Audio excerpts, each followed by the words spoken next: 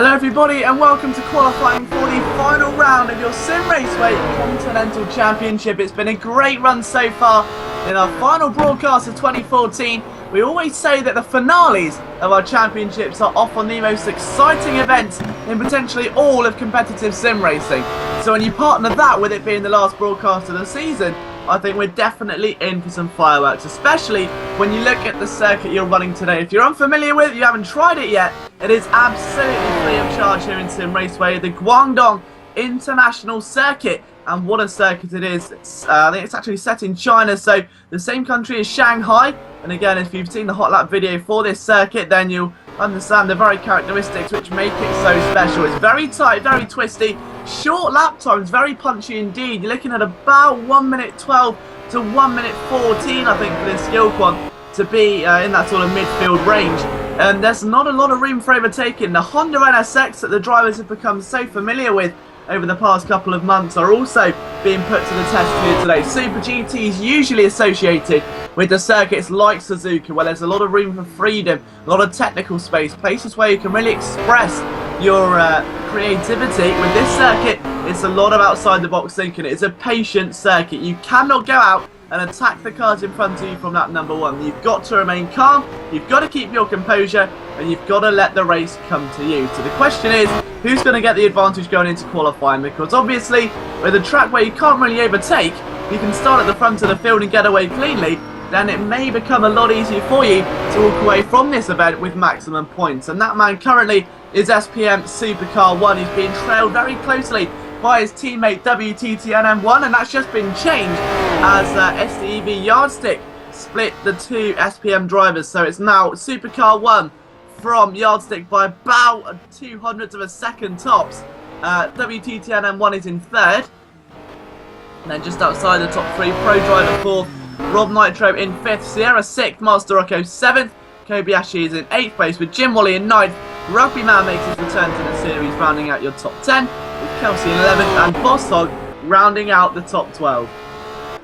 So the only man inside of 1 minute 11 is your pole sitter currently, but it's literally 0.19 seconds clear, so just under 200th. The Yardstick is in the pit lane though, so he won't be attempting another lap, it doesn't look like, which could very well hand pole position on a silver platter to Supercar 1. And after we may even relinquish the final place on the front row of the grid, the SPM teammate WTTNM1 is looking pretty dangerous out there at the moment, going down that straight. His head nice and cool, isn't he? And gets over to the left-hand side of the circuit. Heavy braking for the little hairpin just before the penultimate corner. Make sure the car's nice and straightened up. You don't really have a lot of time to get up to speed. It's all about keeping those revs low, perhaps even fuel consumption when you get towards the bigger skill points. But onto the final straight then, and the cloudy Guangdong circuit. What does it entail for WTTNM1? Will it be a front row start? The answer is not quite. It's a 1 minute 12.4. It is not quick enough yet. He does have, however, one more attempt at that second place. Pro Driver PL out to the final corner.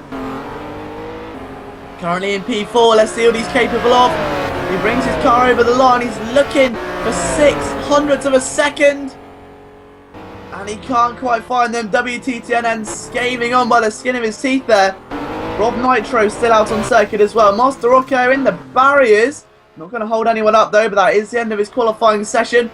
Rugby Man on his return to the series. Is this a successful one? Not quite. A 1:13.7. Still needs another 200ths. So into the final couple of moments of qualifying now, waiting for the checker flag to come out. As you just saw there, the session will end in 1 minute. So some drivers may even get one more lap after this, which is quite scary when you look at the amount of drivers that are on the latter end of the circuit. Supercar 1, for instance, should get one more shot. And Supercar there with a little bit of a drift, isn't it, through the penultimate corner. I think he really intended, but it's not going to compromise his time too much. He's already got a 200th of a second advantage. 1 minute 12.1, not his fastest of the day, but only 2/10 off of the fastest. And bear in mind as well, when you look at Supercar's time, it's still looking erratically quick. Yardstick back in the pits for second then, as we say, he's not looking to improve it.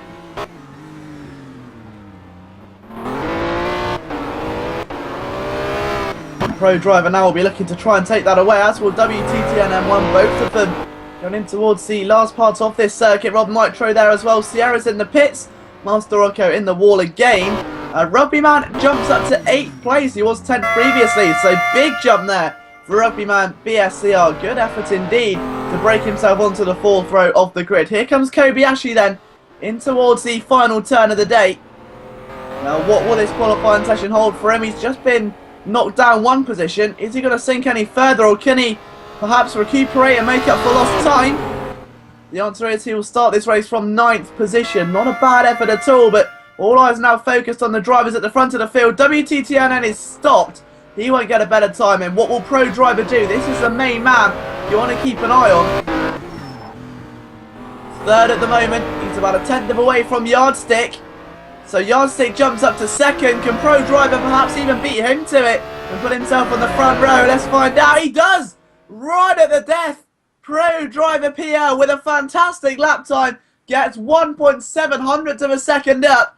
And he'll start this race from 2nd position. 0.02 of away from Supercar 1. An incredible lap time. And we're set for a potentially even more incredible race. We'll see you shortly.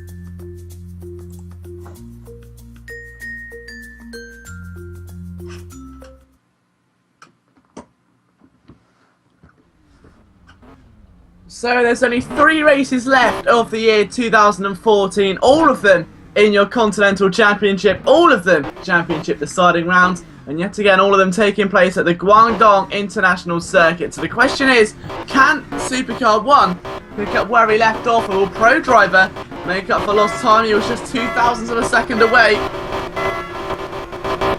And now pole position may be the difference. He hasn't moved. Pro Driver very, very slow off the line. Could not have asked for a worse start. And it seems that Santa may have delivered his presence late, and it's not quite what he wanted. Down into the very narrow apex at turn number 1, shifting left for turn 2. And in all honesty, I'm amazed there hasn't been a lot of contact just yet. It's a very narrow first corner. And having driven the car in the circuit earlier on today, I made contact with no other car on the circuit. So for these drivers to get through cleanly is a great achievement in itself. You can see already they're struggling. There's not a lot of room, and once you get a bad start, it's very difficult to make up. Pro Driver as low as 6th position after starting 0.02 of a second away from the race leader. Race leader who's now 4 seconds off into the distance away from Master Rocco in 2nd, from Rob Nitro in 3rd, Sierra in 4th, WTTNO in 5th, Pro Driver in 6th place, Kobayashi 7th, and Rugby Man still retains 8th position. Good start there for Rugby Man as we come towards the end of lap number 1. Kelsey thought about a move there, I think, for Boss Hagen. Unfortunately decided against it. Rugby Man gets very sideways in 8th position, but you can see all line astern as they go over the start finish line, and that is something that you've got to get used to seeing. Overtaking may become a bit of a rarity here at the Guangdong circuit, and for good reason. We've discussed it earlier. This circuit not known for its overtaking credentials. It's very tight, very narrow, and demands a lot of focus and concentration. This is a real test of driver endurance, and both car and driver working together in pure harmony. It's going to be a real task to see if drivers can navigate their way to the checkered flag without picking up any kind of contact or incident. Boss and Kelsey have dropped back quite some way, and I think Kelsey is losing a lot of time to Jim Wally and company. He wants to alleviate Boss Hog as soon as he can. However, it looks like that could well be much harder than it looks, so it's just been made a lot easier as Boss Hog took a little trip off track, and Kelsey able to recuperate from that. Now Pro Driver in the wars again. That's down in P10 now. So that's had a bit of a knock. Was it a spin or a crash? It's gone very wide out at the hairpin. He's got a definite problem, it looks like, but it is not looking good for Pro Driver. What looks to be a very, very promising start to the race, starting 2nd, if you say 0.02 away from our pole sitter. He's now as low as 10th position, and already 30 seconds away from the man who was just 0.02 away in qualifying. The rest of the midfield though looking very nicely bunched at the moment, but it's nowhere near bunched at the front of the field, is it? Supercar 1 now 6 seconds clear of Master Rocco. It's going to become a real battle of lap times and a battle of attrition here at the Guangdong circuit, no doubt about it. Supercar's driven brilliantly so far, and he would love to get off to another victory today, wouldn't he? You know he's capable enough.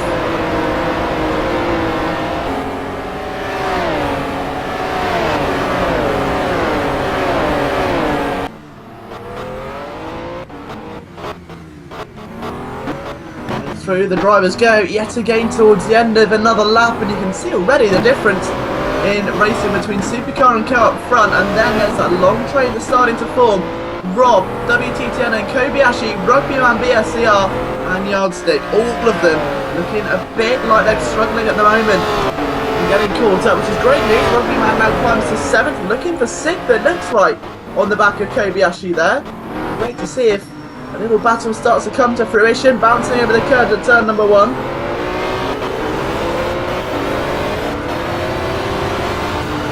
And they're making their way down through turn number 5 and 6 here for at least Supercar 1.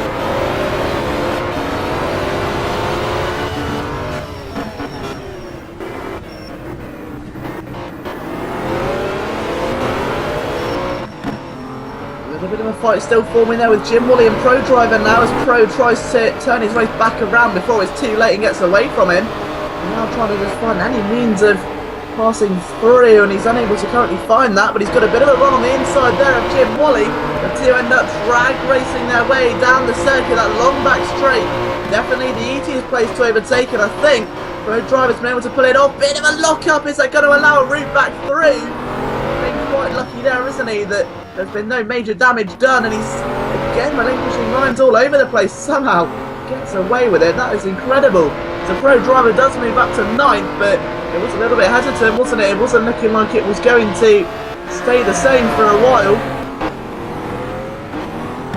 The rugby man in 7th trying to defend from yardstick at the moment. We've got Rob Nitro, who currently maintains 4th position.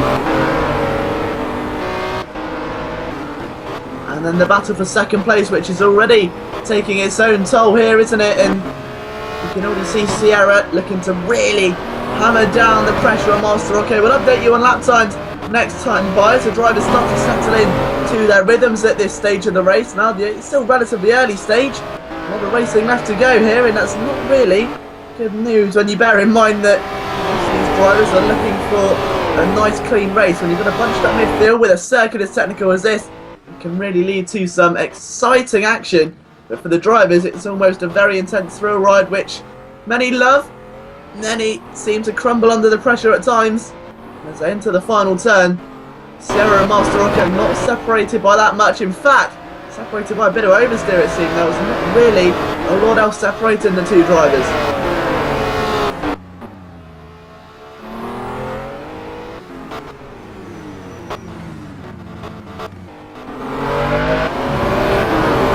Just keeping an eye on these guys again. It was a 1:12.9.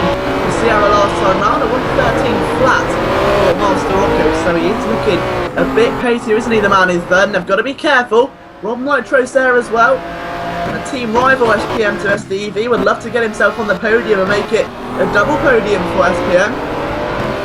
It's Master Rocco, technically the only freelance driver, if you wanted to look at it like that, is stopping that from happening. We're on for a real thrilling final 2/3 of the race here. Plenty more battles surely on the horizon.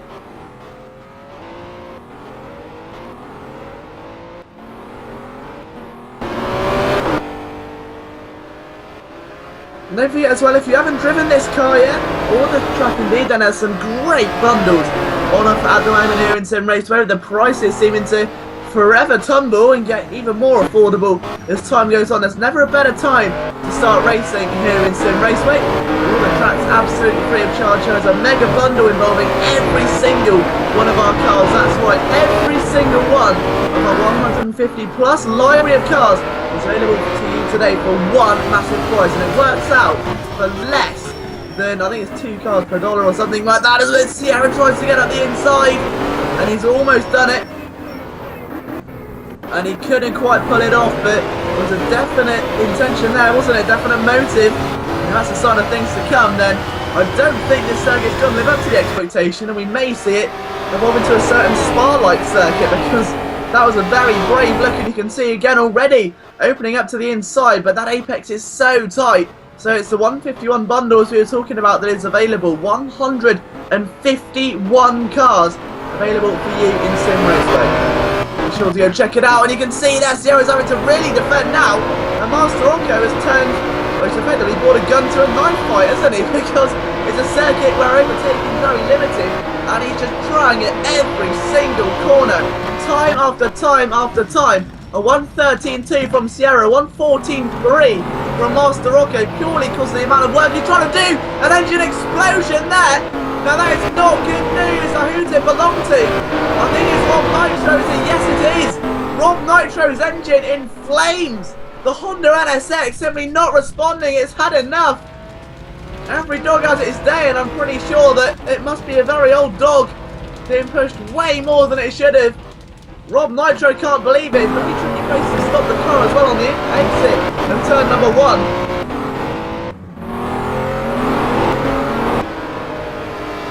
So our first retirement of the day coming close to halfway through the race. But That is absolutely unbelievable though. Still, now this race has taken out yet another notch and Supercar 1 may be 20 seconds clear, listening to a bit of classic FM and driving the car as patiently as he likes, really, while a bit further behind he's got a bit of Rage Against the Machine playing Sierra 28 and Master Rocco. Still hammer and tong at the moment, much closer lap times that time by. Master Rocco trying to go around the outside of turn 1.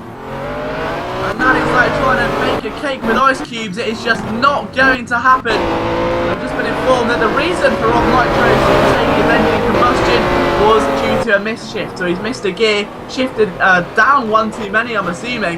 The revs got too high, the engine gave out, and it's a retirement for Rob Nitro, something which he didn't want to end 2014 with. Going into 2015, there's a lot of grounds for improvement, I'm pretty sure.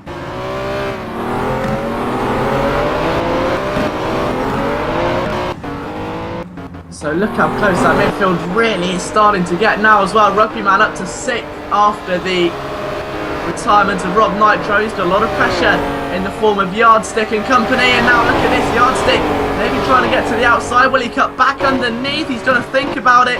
Doesn't break that hard though. I think he's seen the effects of the car. But again, a little bit of a nudge there. There may have been the tiniest scrape of paint. And Yardstick shuffles down to 7th position. He's tried everything he could through there. Hasn't quite paid off, but you've got to feel like an imminent move is definitely on the horizon. And what a way to spend the final broadcast of 2014. Absolutely unbelievable so far.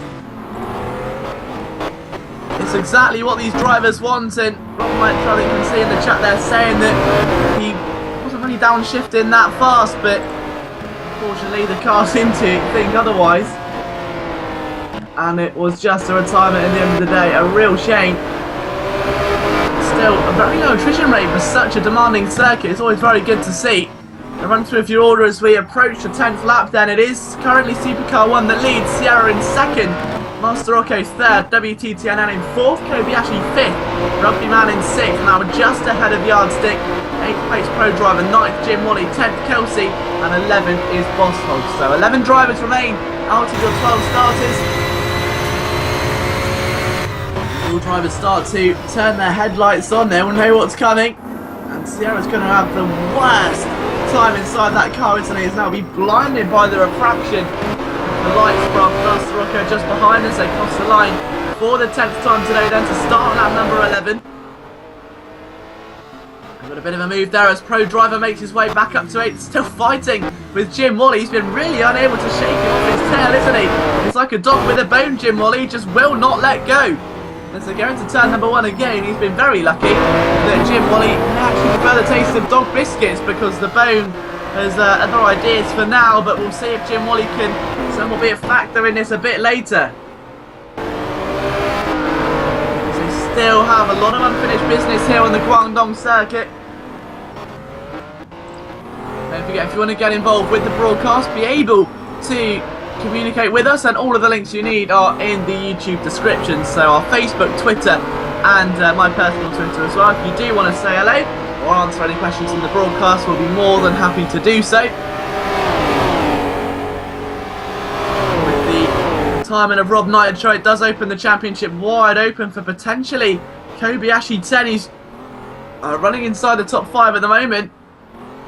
Rugbyman trying to defend very heavily from Yardstick, and it looks to me like the day just got a little bit darker now. The shadow's starting to pick up on the circuit, and Yardstick now has got other motives, isn't he? He does not want to stay 7th all race long. Lap number 12 gets underway for the 2 Hondas, and Yardstick wants to make it a successful one. Before I get to the inside of turn 1, we have seen a few attempted passes through there previously, all of them with varying success. But the battle for 2nd position, I've got a feeling, may just come right down to the wire also, and very wide there for Master Rocco. He's got to be careful now with just how adventurous he wants to be, because if one of these backfires, WTTN is just lurking in the horizon, waiting for any possible opportunity to pounce and take the position for his own.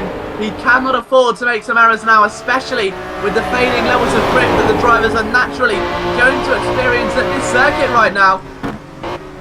It's going to be a real tough task for these drivers to get to the end. It's a difficult circuit regardless when you take into account the tyres dropping level, and Master Rocco tries to go through. I think he may have just done it there.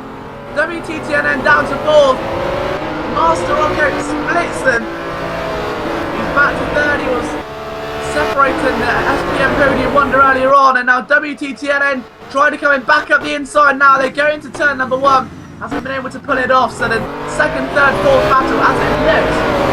Sierra 28, Master Rocco, and WTTNN 1 with 6 laps remaining. It's going to be a thriller. Do not go anywhere just yet. Plus, after this, we've still got 2 more races as we visit the 900 to 1100 skill quant for the final time this year, and of course $1,000 total prize pool. You won't want to miss it. There's a lot more than just bragging rights up for grabs here today.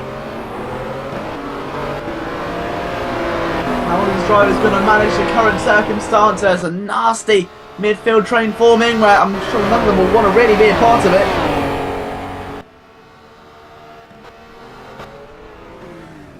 It is starting to take its toll, isn't it? You can see now the men maybe separating out from the boys. Sierra has got an almighty task on his hand. He's 16 seconds clear, almost through there, away from Supercar at the moment. So it is just a case of defending. He doesn't need to be searching for any quicker routes or anything like that. It's just a case of trying to stay as far ahead as he possibly can. That itself is a very difficult task. Turn 1 a little bit bumpy, and you've got to feel like Master Rocco was perhaps sensing a move through there. He's been unable to really convert the momentum he gained. A bit further back though, he's still got that battle forming with Rugbyman and Yardstick, who's kept back so well at the moment. And they shuffle through turn number 4 for the 14th time today.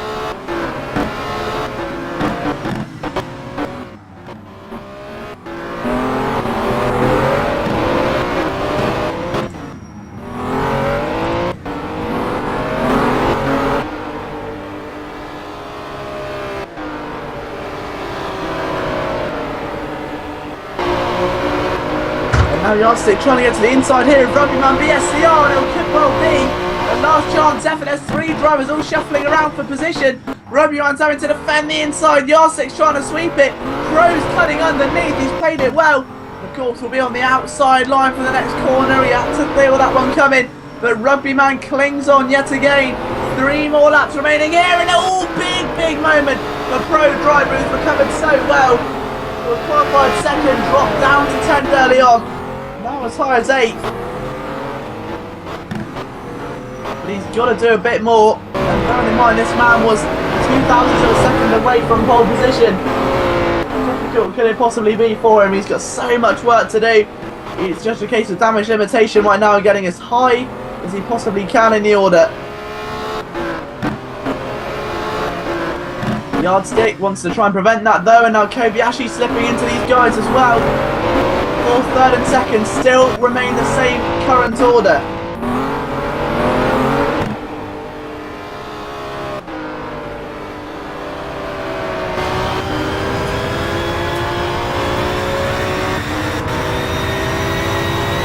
Supercar 1 makes his way now over the start-finish line again to start his penultimate lap. A whopping 23 seconds clear, 1 minute 12.5 that time for your race leader. Sierra struggling through there. I wonder if the 2 red demons behind may have something to say about that. Sierra crosses the line at 113.2, a 112.9 for Master Rocco, a 112.7 for WTTNM 1. Everyone else tries now to just find any bit of momentum possible. This is where the sense of desperation is going to set in for a few of these drivers. Pro driver spins at the first corner of the penultimate lap, and Jim Wally, the old dog with the bone, is back again. Pro driver has got to feel like nothing's going right for him today. He had such a brave start, didn't get off the line at all well, and it's been an uphill battle ever since. As they make their way down, what a tremendous race this has been overall, but it's been so upsetting. The pro driver would have been doing well to keep his head clear, but so difficult to do as a racing driver, isn't it?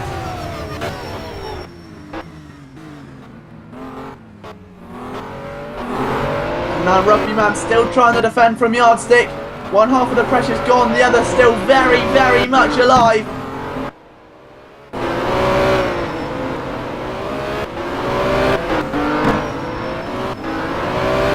man out to the final corner with Yardstick trailing in his mirrors. Supercar 1 on his final lap of the race. I don't think we're going to see anything too adventurous from many of the drivers out here, bearing in mind they know exactly how difficult it is to run on this circuit.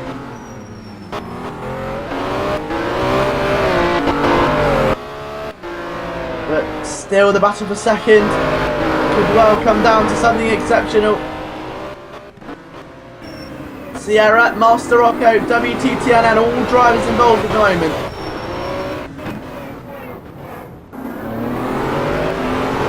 A bit further down, Rugby Man, who's held his own today. Very much his best performances we've ever seen. What a way to return to Sim Raceway and end off 2014. Sierra 28's got other ideas, but we've got to take a look at Supercar 1. He's led from pole. It was a slim margin. There may have been doubts before if he could have pulled it off. But a dominant drive from the front of the field. See Supercar 1 win the final round of your Continental Championship in stunning fashion. Sierra's in second and Master Rocco's dropped. Master Rocco's crashed. Is it the engine? Is it the second engine failure of the day? Sierra takes second. WTTLN takes third. Kobayashi crosses in fourth. Rugby Man takes a top 5. What an effort for Rugby Man vs Sierra after qualifying 10th. 6th was Yardstick, 7th Pro Driver, 8th Jim Wally, 9th Master Rocco, but 10th and retired, I think he'll finish behind Boss Hog. Master Rocco. That is absolutely gut-wrenching. The final lap of the race, the engine explodes, as do his hopes and dreams of such a win. And we've just got to say there as well that Supercar 1 wanted to dedicate his victory to Sasha. So, Sasha, wherever you are, if you're watching this, and his victory is dedicated to you. And a massive thank you to everyone who's just taken part in this race. We move now very swiftly back to the Guangdong circuit. We thought season finales can get intense. They're about to get intensified by a whole other level. The 900 to 1000 skill quant about to get underway.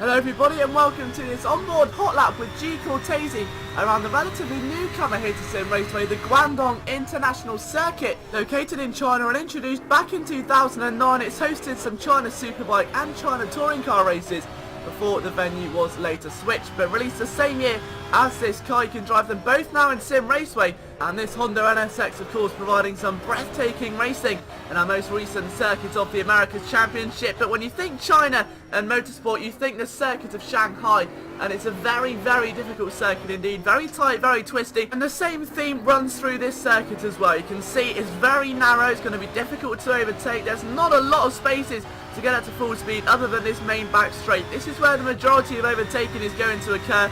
Get yourself on the outside line, slowly drift to the opposite side of the circuit and be very heavy on the brakes as late as you can, and look how tight that corner ends up. It starts off so wide down the straight and tightens up ridiculously quickly. Passing through here is going to be very difficult indeed, but this makes this circuit very, very special. We can't wait to see what the community do during the championship round that it's surely going to host in the future. If you've got hot laps that you want sent in and featured on the Hot Lap Pump Day series, be sure just to upload them to your YouTube channel. From myself, Liam Jenkins, we'll see you next week.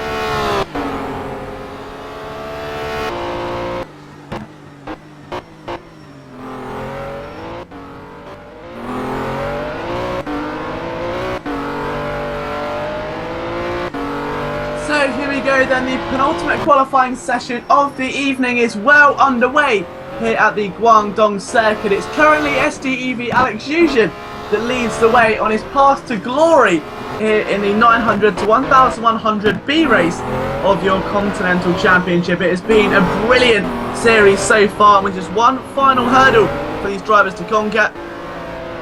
It's going to be such a good day of racing. We saw it earlier as well.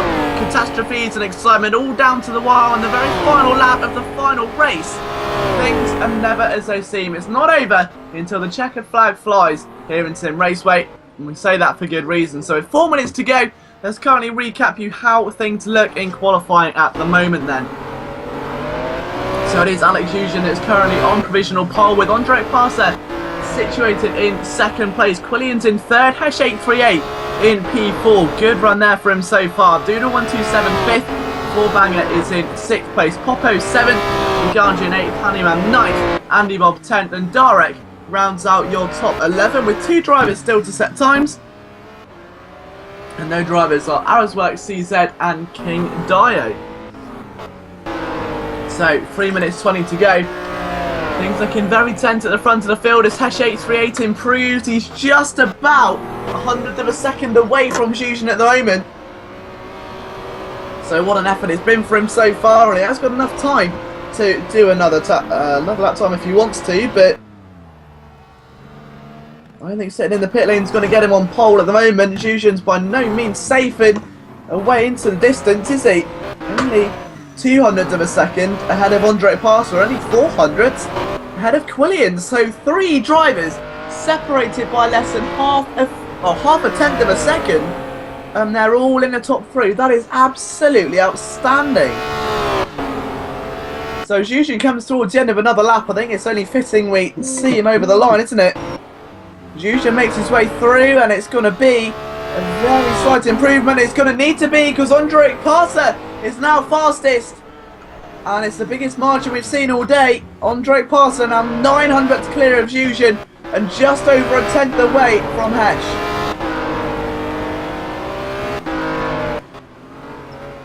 So Andre Parser making his way through in the late stages of this one, may have just got off the hook there. That was a great lap. And Zhuzhen's got to work. Hesh still in the pit lane. Doodle's out of the, well, back out on the circuit though, so looking to improve. Let's see what he can do. He's making his way towards the last couple of corners now then.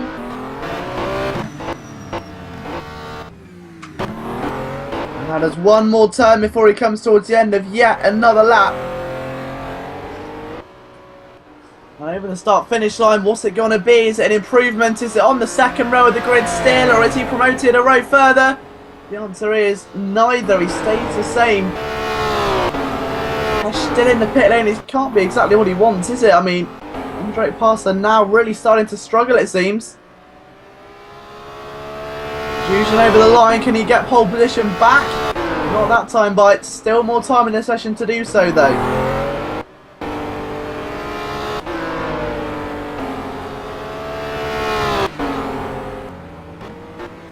Fourbanger, Popo, Arazworks, Inganj, Andy Bob, Darek rounding out your top 11 at the moment. I think all eyes going to be on the front 4 also, all of them separated by just under 1.5 tenths.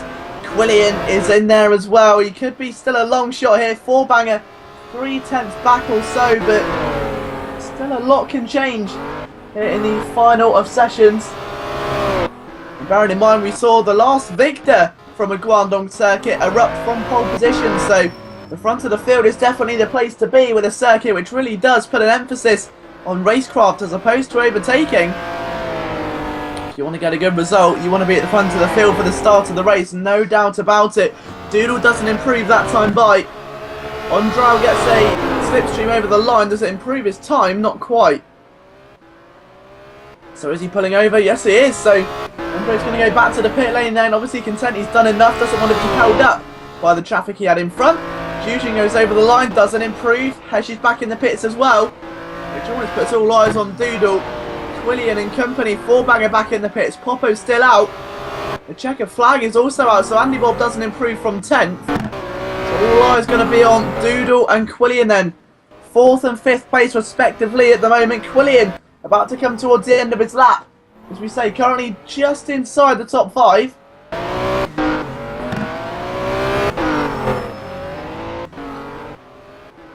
Unable to start finish line, he's just been pushed out. He's down to 6.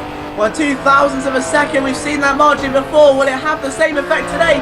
He's weaving over the line. Now, that's not going to do him any favours. So 1 minute 12.2 is the lap time he sets. He doesn't improve his grid position at all. You've got to feel like he may have lost those couple tenths of a second.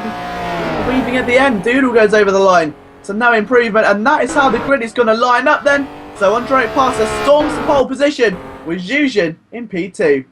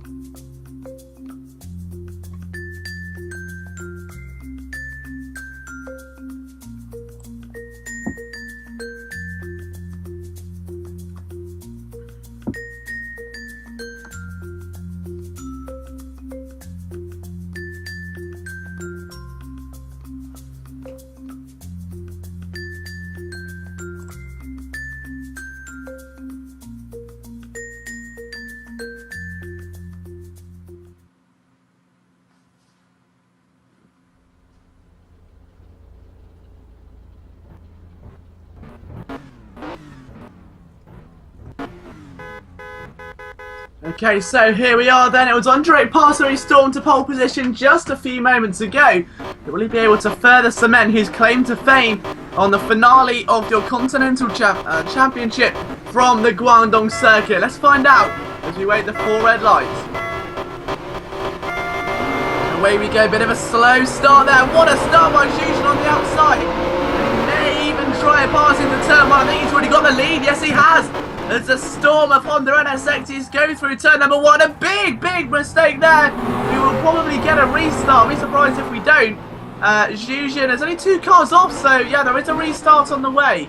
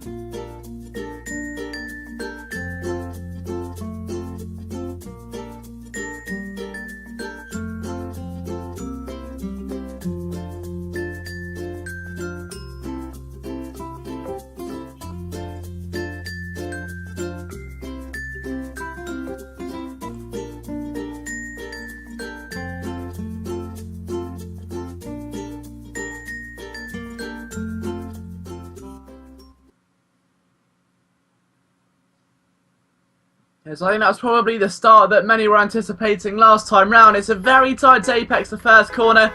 With the final race of the year and the final race of the championship, it means that tensions can run just a little bit high inside these very powerful Honda Super GTs. But as we said before, it is Andre Parser on pole position.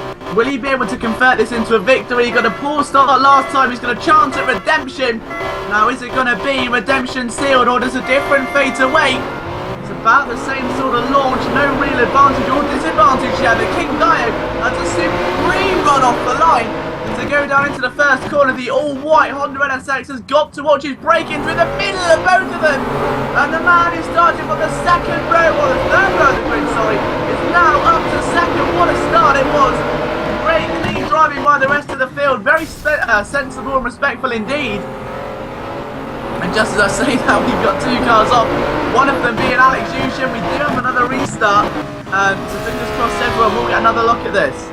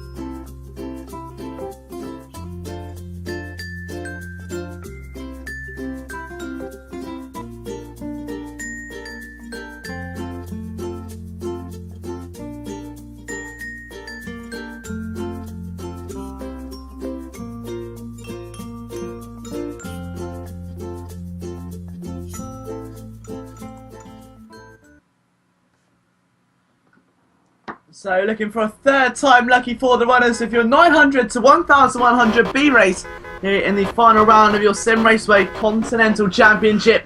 You say it's been an excellent run so far, and I think this circuit's always going to throw up some inconsistencies, and maybe it can just get to the darker side of people a bit quicker due to how tight that first corner is. We'll see how things go before Andre Parsi, your pole sitter, hasn't been too consistent off the line, and he's a bit better this time. Watch out for King Dio again, a great launch, 2 in a row. He's not standing around today or taking any prisoners. They go down into turn 1. He's up to third. He sweeps it round, trying to get Hesh to 838, and it hasn't quite paid off, but he is up to third. Good start then by the man who started the race from P5. Everyone else through the first corner okay. This is where the car ensued last time, and I'm easy to say that the same incident has not occurred again. So we've only got one car running a bit wide. He's been able to maintain control of the Honda, and that man is direct down in 13th, so he's done okay there to keep control of the car. The 4-banger and Alex Zuzin there getting very close indeed, and Zuzin again dropping positions, not what we used to see in here at all, is it? Real shame there for Zuzin. Hopefully it's the end of the world. He can get himself back in contention very, very shortly. This 4-banger at the inside of Doodle in the hairpin, and both cars collide. Now that was just a little bit too overzealous, I think. At this stage in the race, of course, it is only lap number 1, and you can't really be trying things that exciting. It's got to be a much more held back sort of race, otherwise he's going to really struggle. You've got to be conservative, and down into turn 1 for the second time of 25 today. I think these drivers are looking a bit more exciting as Zuzin tries to recuperate his race, and look out for Hanuman! And that's definitely a penalty inbound. I think Zuzin gets taken right out there.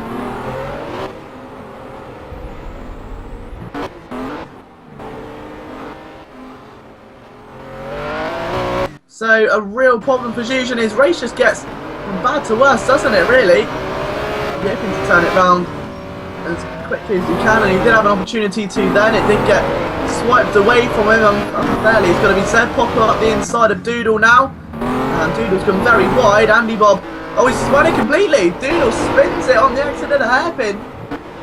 So I think he's just gone onto the circuit. Forgot maybe there was one wheel on the grass and quite a bit too much pressure. The rear wheel's given out. As we come towards the end of lap number 2, though, it is still Andre Parsi that leads. Hesh 838 in second. Hanuman has been disqualified, we can confirm. So Hanuman, who's currently out of the race now, disqualified from the session, but Andre over the line again. 1 minute 12.1, so he's already settling down into the rhythm he needs to be. Otherwise there's a real problem about this, isn't there?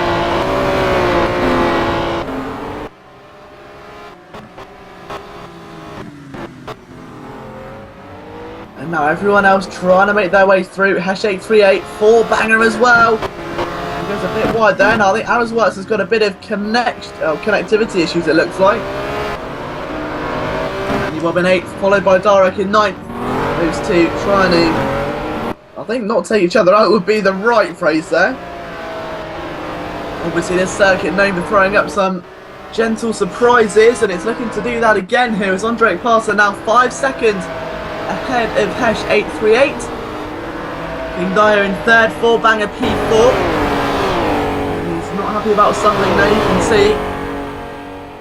But that Popo there P6, 7th is in Garn, 8th place Andy Bob, 9th Darek currently, as they come towards the end of another lap here.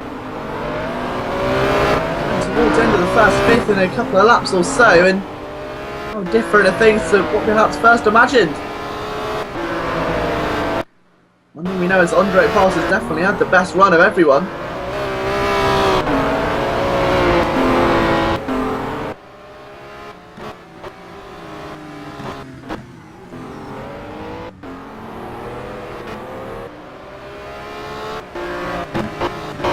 And now Andre Parsi still, you can see, looking a much more composed driver to what you've seen before. The same cannot be said a Hesh 38 though.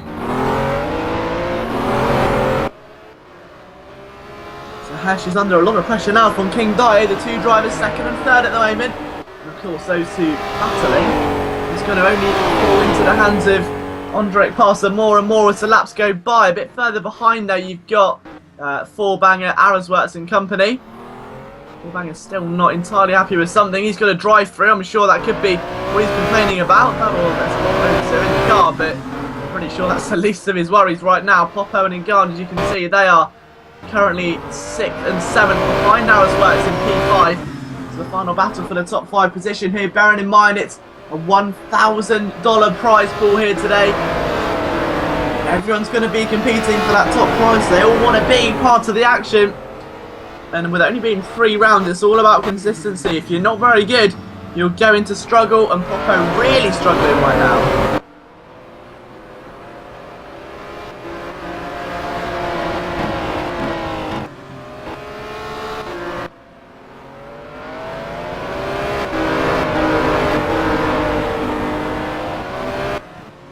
And now look at King Dio and Hesh. These two have been battling for second place over the last few moments. For the most part very cleanly, but she's starting to maybe find a little bit of trouble, a bit of inconsistency. He's not exactly on where he's needing to be. You can see King Dio trying to sneak back through again. Hesh goes a bit oversteery then. Meanwhile, Arrowsworth and Popo still trying to duel it out amongst themselves over the final position inside the top 4. The battle for the top 2 positions, well, bottom 2 positions on the podium is somewhat different entirely. Lap times don't really matter when you're that close together, and that's again become another issue there. Arrowsworth's over the line at 112.7. Garnshare as well following Popo. These 3 drivers still very close. Breaking into turn 1 can be a little bit trickier than it looks on the broadcast. Struggle with it, and it's very easy to see why.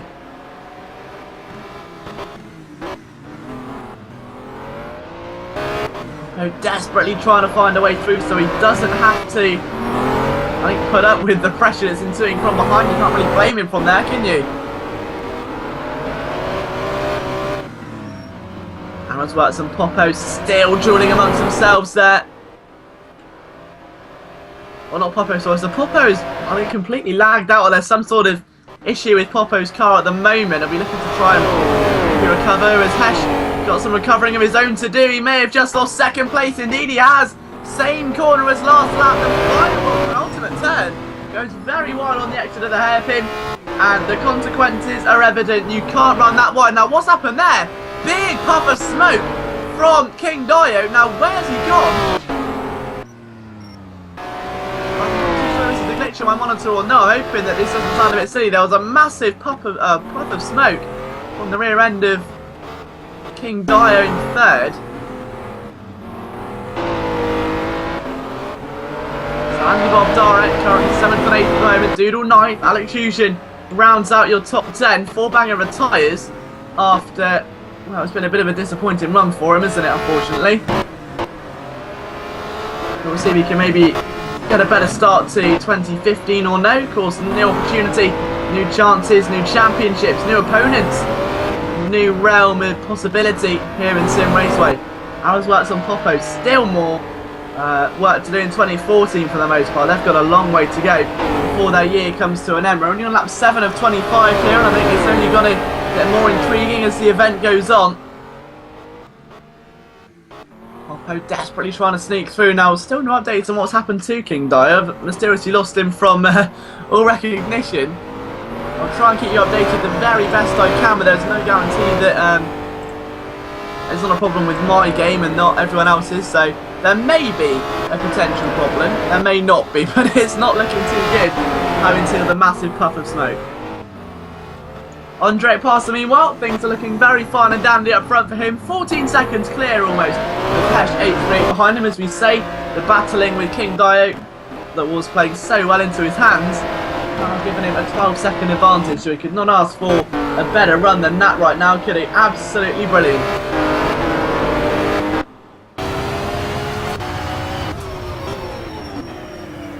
Though Hesh has got to be careful because Arrowsworth isn't too far away. And neither's Popo or Ngannou or Andy Bob or anyone like that, so there's still a long train of midfield cars that could be jostling their way into the top part of the battle here. Andy Bob, Darek, Doodle, Alex Fusion and Quillian round out your runners so far. Then Quillian actually retired on the first lap, so 10 runners remaining.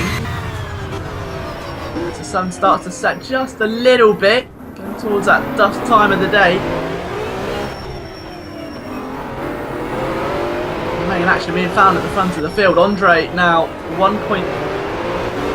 Well, it's a long way in front, isn't it? He did a 1 minute 12 last time by. He gained about 1.6 seconds last time by on King Dio, but Hesh 838, who is second place at the moment at 111.9. So Hesh, now having dispersed the threat behind, the immediate danger, has been able to really up his game and push on.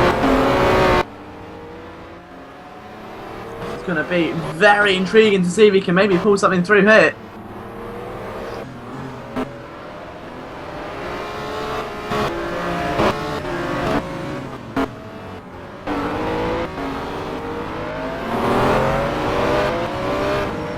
So we'll keep an eye on Hesh's lap times as they do filter through. Further, you can just see that Alex Zhuzhen in 10th place now, all over the back of Darek. Those two who are still very much together, and you almost saw a little bit of a contact moment there. Zhuzhen trying to turn his race fortunes around. He's had abysmal luck so far in the opening stint of the race. We're not even at the halfway stage yet, and he's really had a torrid time out there, down in 10th position.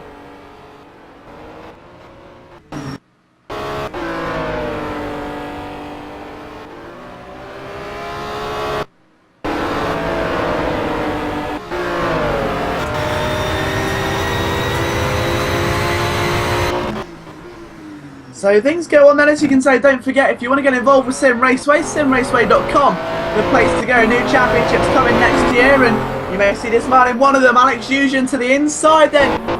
And is he going to be able to make it past? I think he may well be. Yes, he is. Darek succumbs to a lot of pressure in the end.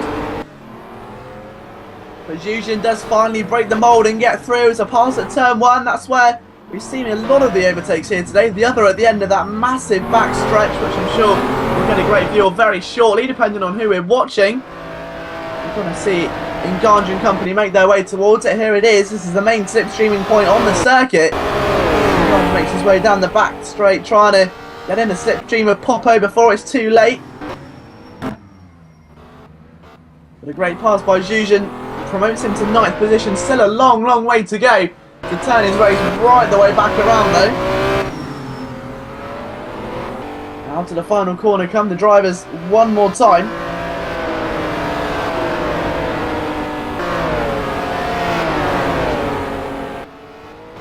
In towards turn number 1, Enganj. The headlights blaring in Popo, distracting him at every single point of the circuit imaginable. And this is probably the last circuit you want a distraction at, really. Very punishing indeed.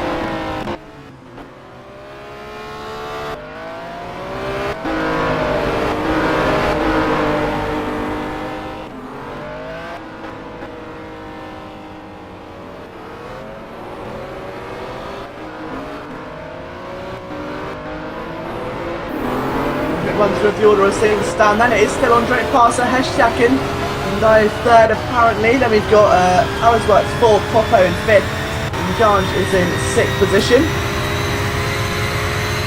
And then all the way down in 7th is Andy Bob, 8th Doodle, 9th Zhuzhen. Now watch Alex Zhuzhen's lap times, because they may well improve. Now he's escaped Darek. We'll see what he's really made of. I think this lap and the next one will be the two keys. Andy Bob looking very slow there as he goes into the penultimate corner. Alright there, so just to confirm, it is a problem with my game then. King Dio is still in 3rd position. He's about 3 seconds away from Hesh 38 at the moment. Popo's still very much a part of that 3rd place battle as well. So those two have not spontaneously disappeared. We're not rating it Area 51 now, and they're not being kidnapped by aliens. So they are still going, and they are still very much a part of this race, aren't they? Arizworks and Popo, the 2 road cars being chased down by Enganj.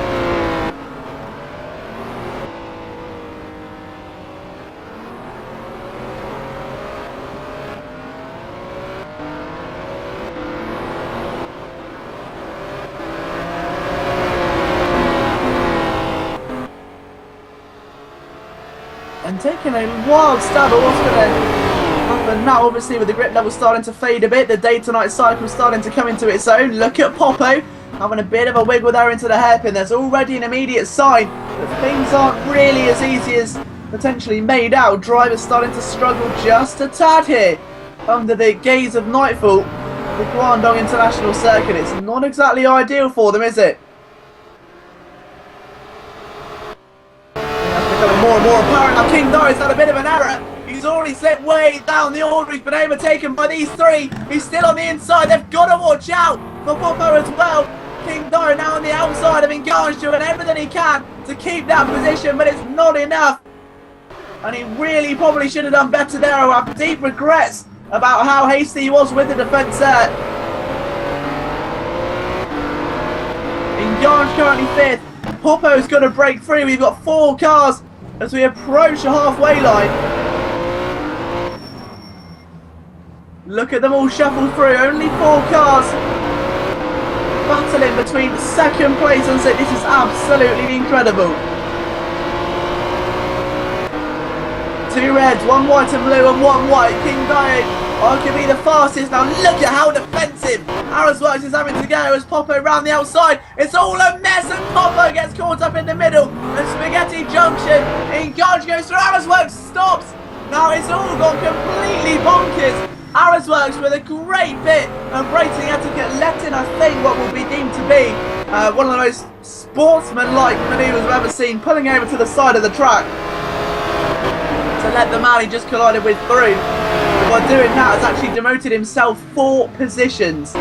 So he made contact, immediately makes up for it, apologises, lets the car back through, but loses 4 positions. So great bit of racing respect there by Arrowsworks. Now, Engange, through all of this, has somehow got to 3rd position. So he will be on top of the world right now, no doubt about it.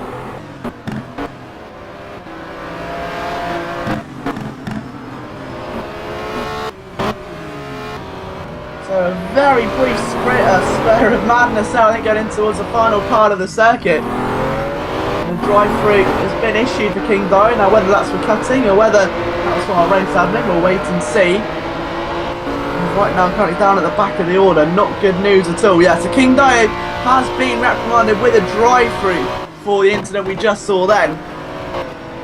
Now Popo is batting another red Honda, and that turns out to be Andy Bob trying to get round the outside of the penultimate corner to no avail. Andy Bob holds strong for just a bit longer.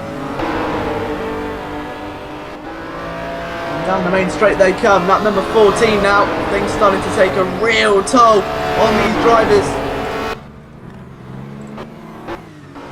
Popo, can he get to the inside? The answer, not quite. Through turn number 1. That's been the main place of action here today, the front of that circuit.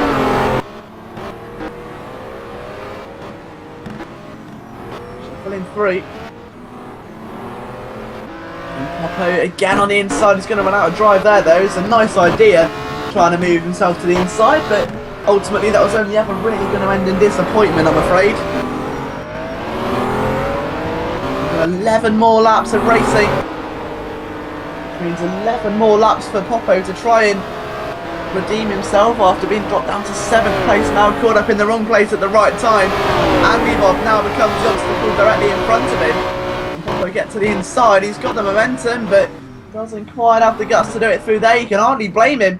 The corner's so tight to overtake on it, it's really, really difficult to push through.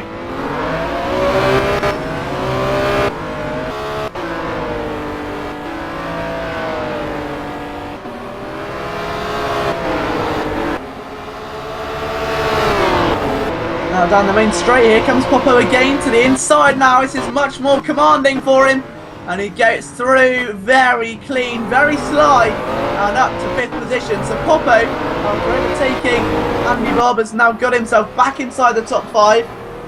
There was a car coming out of the pit lane. That's where the other position came from. I'd assume it was King Dai. I may be wrong, but I can confirm it was.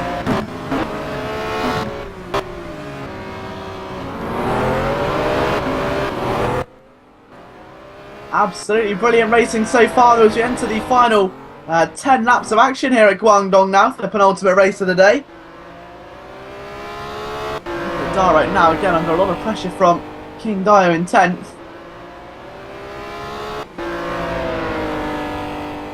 Andre, Hesh 838, still P2. What a run it's been here for Hesh 838.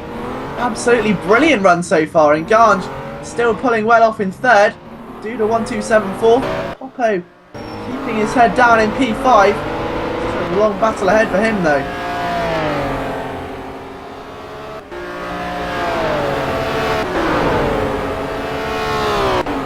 He's only about 12 seconds behind Andre Parter. I'm sure he wants a bit more, but it's so difficult to gain time at this circuit, especially with the changing conditions.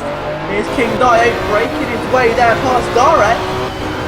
King Dio makes another move, and I don't think that's actually for position, no. Actually, no, it is for position, I'm sorry, yeah, that's for P9. So, King Dio now up to P9. Dare demoted once again down to 10th. He'll be the last remaining car. After fully retired. A whopping 15 laps to go, back on the second lap of the afternoon.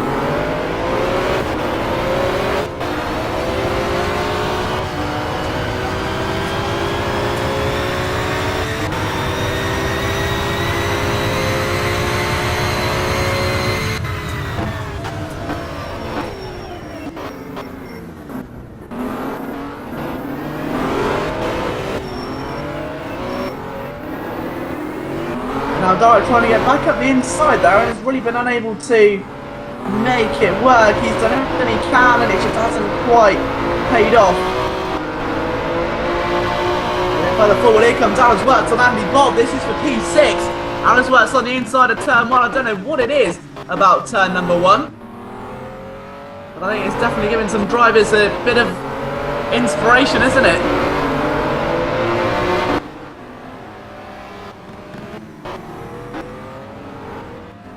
So Andy Bob trying to defend as much as he can at the moment, with Alex Jushin watching on in P8 after trying to recover from what's been an ultimately disappointing display today. I'm sure he wants a little bit more after that, and it just hasn't quite gone to plan, has it?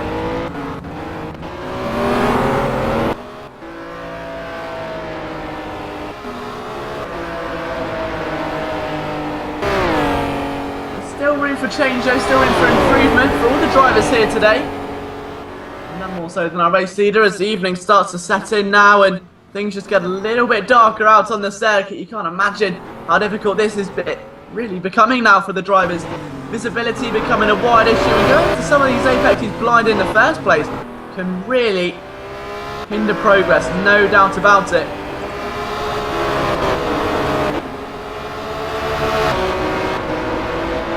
See what the effect is having now on Hesh 838. He's getting a bit closer to Ondrej Palser, but I don't think it's going to be enough to prompt a victory or even potentially an overtaking manoeuvre.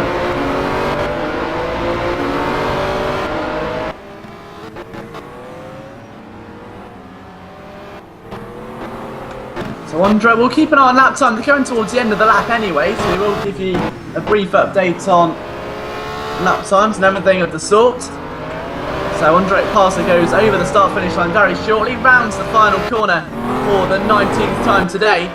What a brilliant moment this has been for him. Absolutely unstoppable from start to finish so far. His lap time that time by a 1 minute 12.7. In response, he needs a good 1 minute 11, a 1 minute 12.3, so he is getting there. It is coming, you can feel it, that there is a slight sense of redemption.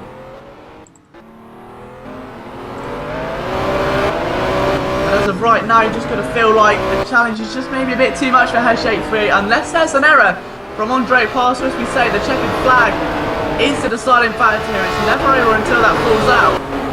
Alex Jushin still just a couple of seconds away from Andy Bob. A lot of work left to do for him, there's no doubt about that. Jushin now feeling the heat at the moment under the cover of darkness, isn't he? It's almost like Batman at the moment. When you get to the inside, that's a really risky pass, and Jushin asserts his authority all over it, marks his stamp. And Alex Jushin up to 7th place with an utterly dominating move, but he's been bit right back. Anything you can do, I can do better, says Andy Bob, but it's not quite better enough. Jushin sees off the threat. And that was a real sense of alpha male there, wasn't it? And now King Dio, who's been recently promoted to 9th after overtaking Dare, is right on the back of these two drivers. That number 20 of 25, still very much all to play for here.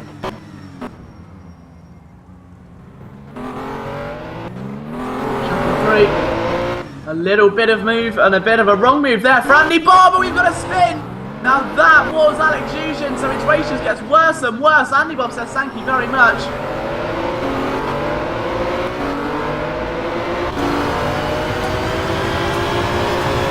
And over the start-finish line again, Andy Bob now has been no sign of giving that one back, I don't think, with King Dio. They are side by side. Jushin trying to go round the outside of Dio. Both trying to recover their race, no doubt about it. They've both been in the wars today, and it doesn't look like they're also showing any signs of holding up. Now Dio does let that go back through, direct down to 10. He's got a chance of maybe some higher authority here as the cars ahead of him all battling and making a couple of errors. An update on the race leader now that we said it's not over till the checkered flag falls. I'm wondering if Hesh may be trying to save fuel because Hesh is in the lead of the race. Andrej Parter is down to second. Now, I don't know if that was an error from Andrej Parter, but the man who dominated this race from start until now has dropped to second position. I cannot believe what I've just seen, but we've seen a change for the race lead. Absolutely unbelievable.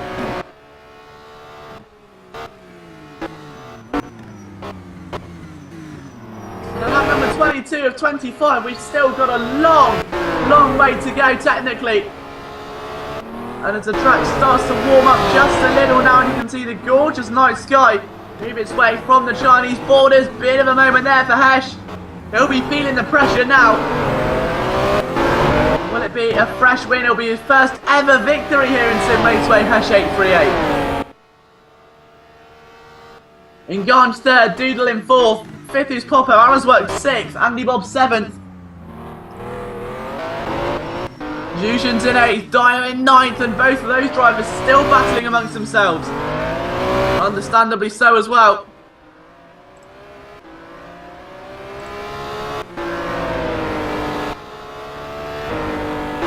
You just cannot write anyone off at this stage. It's anybody's race at the front of the field. It's about 2.4 seconds now, and again about 5/10 slower was Andrej Parter that time by. He just got no response to the race leader, but the rest of the positions could still be well up for contention here. You can just see them all shuffling around now. The tension starting to set in. That last minute sense of desperation. Who's it going to be plaguing?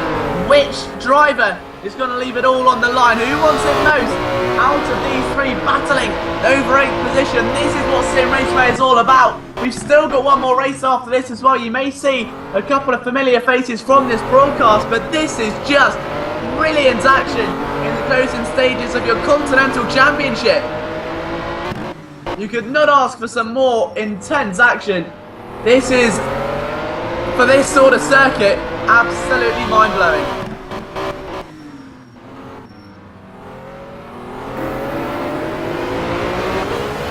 King Dio and Jushin, the two main prerogatives here. Jushin with a little bit of oversteer, the back end kicking out there as he tries desperately to hammer down the throttle much earlier. Hesh starts his penultimate lap. We're just a couple of minutes away from crowning the winner of the race and the winner of the championship.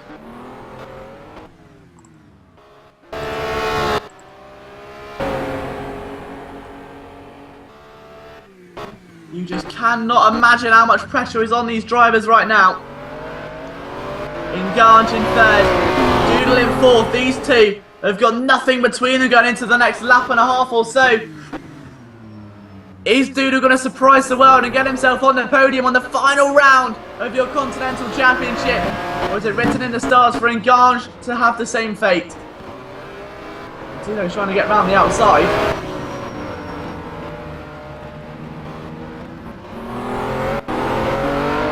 Doodle now all over the back of him, goes to the inside of the very tricky left-hander. And Nganj goes a little bit wide, gets a bit of dust under the wheels, but he will not be complaining here. A few more corners to go. Doodle opening up. This is a perfect finale. We said the most intense finales often come in Simraceway. Tries to get the undercut, a little bit of contact, and it was a little overzealous there. A massive slide from Nganj, but it's Doodle who loses out ultimately. And as we start the penultimate lap, he's got to start it in the right way. He needs a stroke of luck and potentially a stroke of genius. And look at that. The prowess there, Nganj, he goes right over to the right-hand side to alleviate any chance of a slipstream. The final lap of the 900 to 1100B Skill Quad Continental Championship. is underway. Enganche here just ahead of Doodle by about 1.3 seconds, and Doodle doing everything in his power to cut through, unable to do so. Arrows works now under pressure. Andy Bob round the outside of Diaries on the inside for turn number 2. Andy Bob makes it stick. They're still side by side. King Dio now back up the inside again.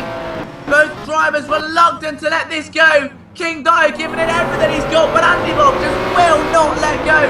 He will not relinquish a position. He's on the outside for the hairpin. Dio cuts underneath. Andy Bob reads it like a book he's opened up on Christmas Day. But unfortunately, the book does not have a fairy tale ending. And King Dio gets through once again. We've got to take a look at the race leader, because the race is now over. It's Hesh838 that wins his first ever Simraceway race to close out 2014. What a monumental achievement that is. Hesh838 is a winner in Simraceway for his final ever race of 2014. Andre passes second. Doodle takes third ahead of Engange. Popo will take fourth. Fifth, I beg your pardon. Sixth place will be Aaron's Works. This is where it gets a little bit intense. I think King Dio is going to be seventh. Eighth place for Andy Bob, or is it? Ninth place will be Shushin. Just about. Darek in 10th. 11th, and out of the race is Quillian. And then Fourbanger did not finish. But what a race that was. Absolutely unbelievable. It all came down to the final stages. A little bit of cheeky overtaking, maybe just a couple more laps and things may have been different. But Hesh838 gets his first ever Simraceway win, and that is the perfect way to see out 2014. Don't forget, go get the popcorn, go get yourself a nice refreshing beverage. We've got one more race of 2014 coming up, one more chance for drivers to prove their worth, and it's a championship finale. The Simraceway Continental Championship comes to a close from Guangdong very shortly.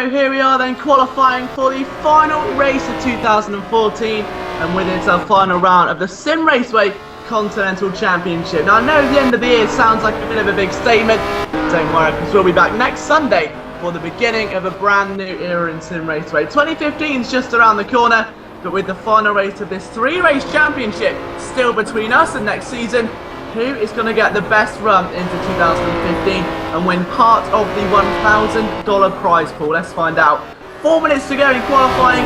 Things looking very close at the front of the field right now. 3 drivers into the 1 minute 10s. One of them very, very comfortably. G. Cortese leads by about 1.5 tenths of a second going into the final 4 minutes, with B13 in second, Ralph Findel in third, Stuntman Mike up to 4th position, Jamie in 5th, Superbar in P6, AGO6 in 7th, Van Panther in 8th, 9th place is Luke, 10th is Mr. PA, 11th Nye Raceway, Enricos is 12th, Acosta 13th, and the Flow rounds out your top 14 and all runners for today. So a full grid into the final round of your 2014 Continental Championship, which has seen us visit 3 different continents, 3 different cars, day to night cycle on each track, and of course the legendary brand new Guangdong circuit implemented into the game just a couple of weeks ago post the final round. And now Acosta a bit wide there, that was cheeky. I thought he was almost going to lose control of the car though. In fact, he was very lucky not to. Fair play to him for keeping his head down and making sure that there is still a little bit of hope.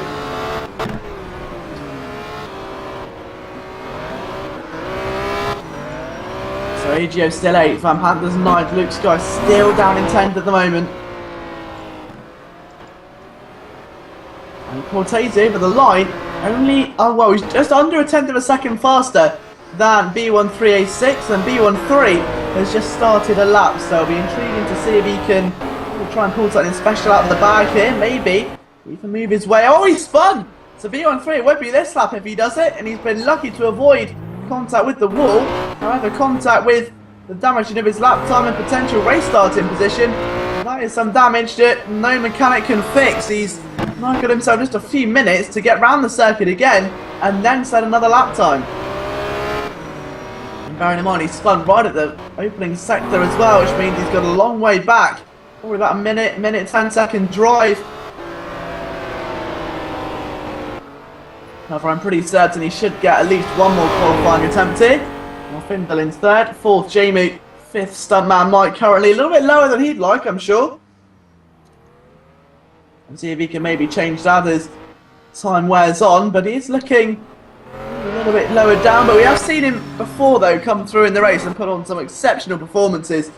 Mikey's one of those drivers you could literally start at the bottom of the field and you'd see him at the front within the first 5-6 laps, if not by the end. He really is an exceptional calibre of driver. Multiple champion this year, of course, as well.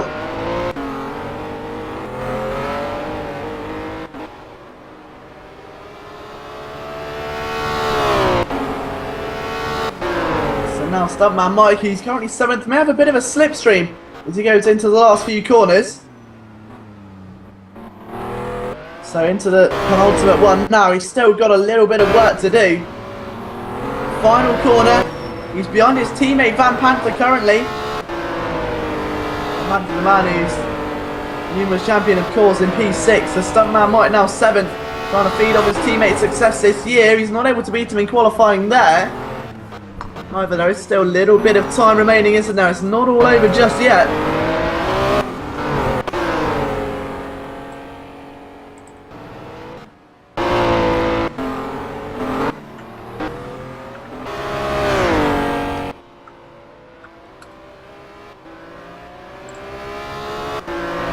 There is still a little bit of time left in this qualifying session, which means that, bearing in mind what we've seen in previous events with this circuit, pole position being a fairly crucial part, 30 seconds to go, there's still a little bit of room for change, isn't there? The top 5 are all inside the 1 minute 10s now. 3 on a 1 minute 10.6, about 2 seconds clear, and AGO6 almost spins, going over the start finish line. He should get one more qualifying attempt, I'm pretty sure.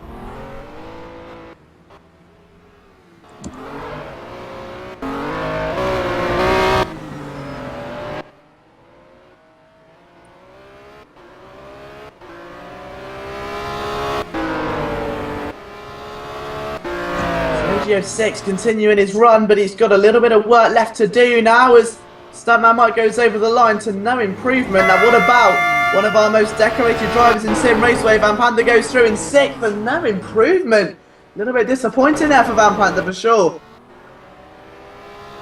Findle still going in 3rd, 2 tenths away from a potential pole. Here comes B1386 then, his last shot at the big time. Pole position for the final race of 2014. Does not go to B1386. Will it go to G Cortese? Can he cement his name at the top with this lap? Over the start finish line he goes. And he can't quite get there. Findle now comes over the line in 3rd. Is he going to steal some glory? He needs about a 1/4 of a second. And he dips in, but it's not quite enough. He's ordered a starter, but he hasn't got enough money for the main course.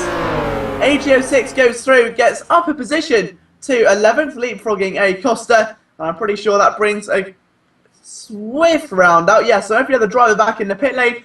The ending of the final qualifying session for 2014 has arrived, and it's G Cortese will start from pole.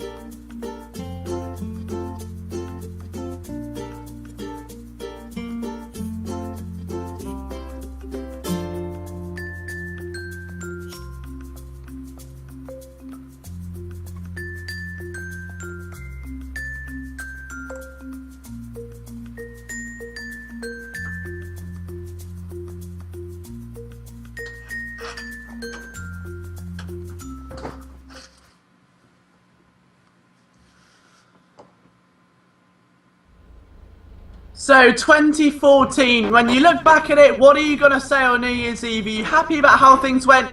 Are you not? Do you wish you'd done more? Are you content? Let's find out. For these drivers, much of that question is going to be answered here tonight. From everyone at Simraceway, we thank you for everything you've given us over this year, and this is our thank you to you. An explosive 40-lap season finale around Guangdong.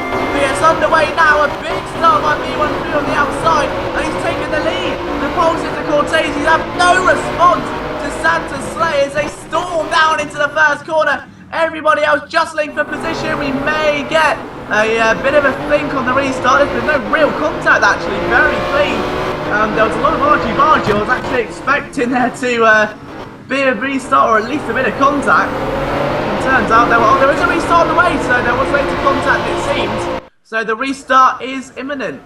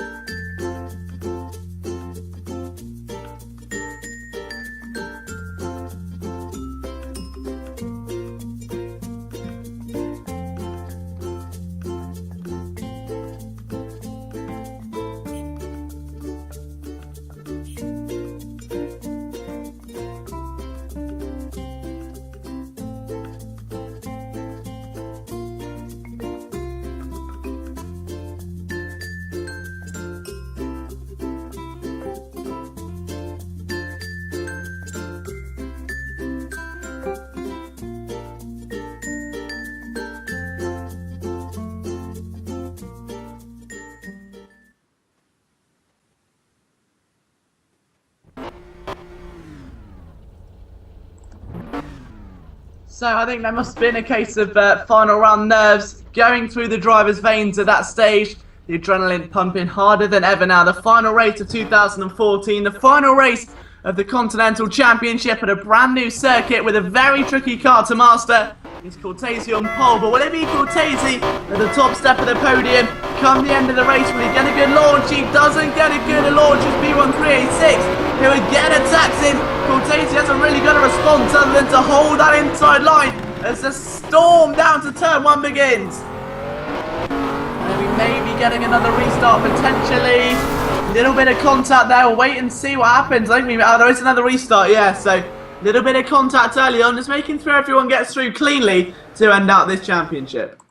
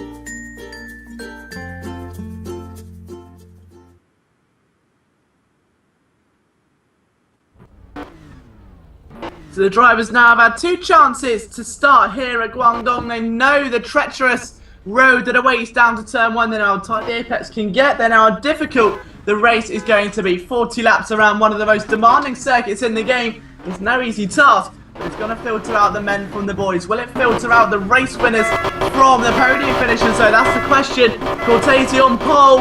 What can B13 do? The final race of 2014 is going again. B13 monster launch. It's like he's had a turbo button down into turn number 1. The rest of the field trying to fight for position. Easy on the braking again. A little bit of contact. Much cleaner than the time before.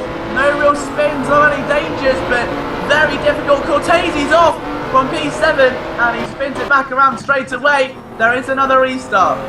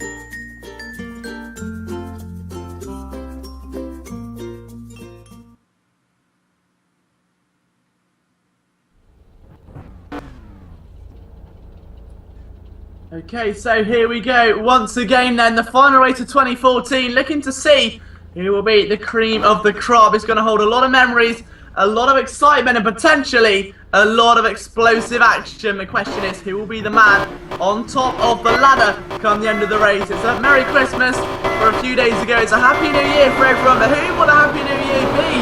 Mainly for at the end of this race, it could be B13. Again, he's got the race starts absolutely nailed.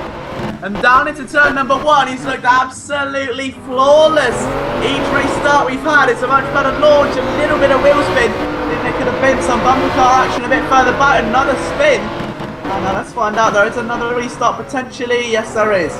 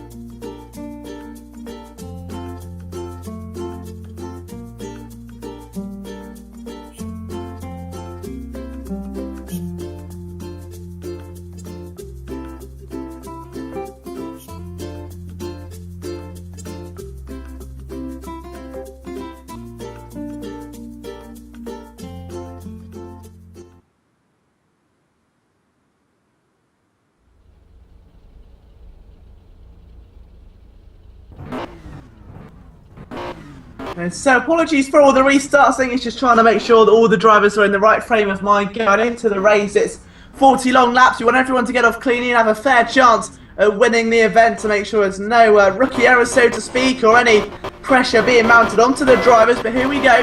4 red lights again. The final race of 2014. This is final race of your Continental Championship, and a terrible launch by G. Cortese. And if things are unlucky, that'll be the final time.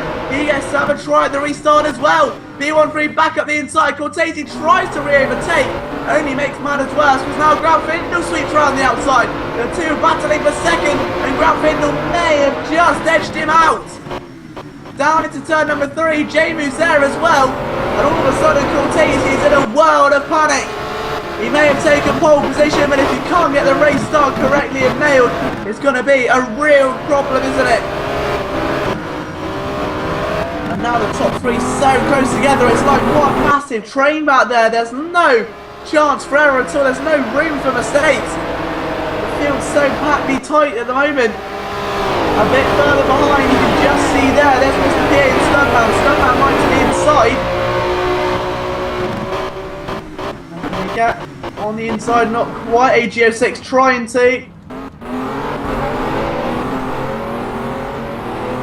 On a bit of a spin there we've got as well. Well, this is going to be really key for the race now. It's Mr. PA that's gone off. That's from about 8th position, I think.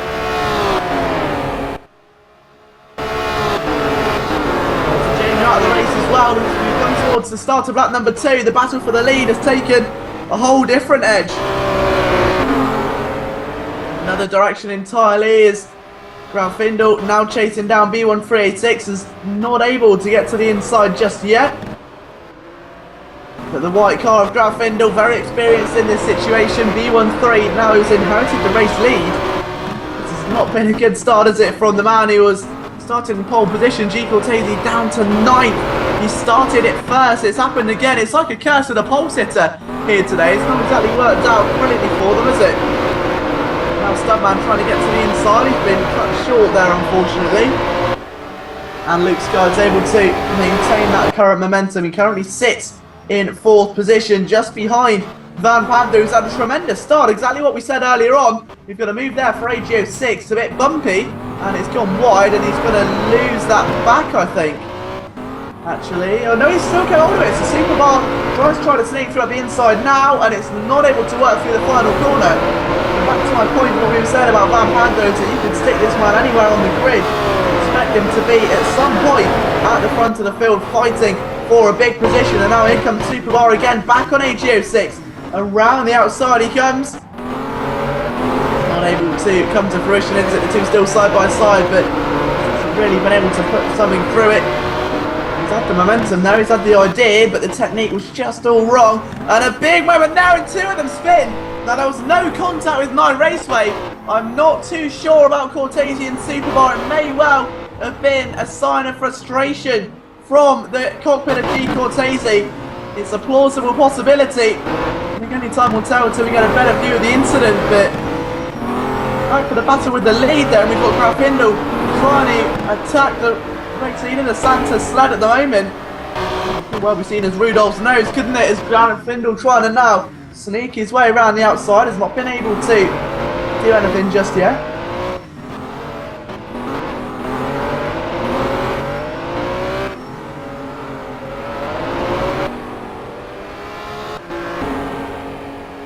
Grafindel now then trying to get to the inside of turn number 1 again. He's tried this before, and on the 4th attempt, and not even attempted the way through yet, bear in mind. We've got so long to go in this race. You've got to pace yourself. You cannot afford these big errors early on. And now at the inside there goes Luke Sky. Now he's lost P4 to Stuntman Mike. He doesn't want to lose any more. I think he may have just done that. AGO6 has punished him dearly for trying to overtake that, and you can see exactly the implications that it's had. AGO6 now moves up into the top 5. Luke Sky down to 6th, and Rikos not too far away. And it's great to see him, Rikos, isn't it? Made his debut a few weeks ago, and since become a regular starter here in Simraceway. Absolutely brilliant to watch.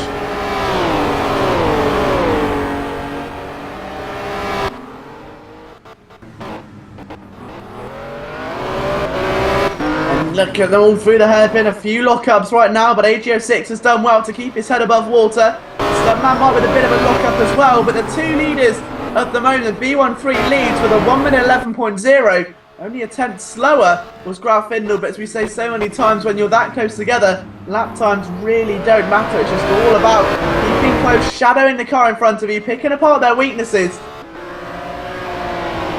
And more importantly, at a track like this, it's just all about trying to move things to the next level. You cannot really afford to move everything forward as quickly as you'd like, or go for those dive bomb manoeuvres. You've got to be conservative, you've got to be thoughtful.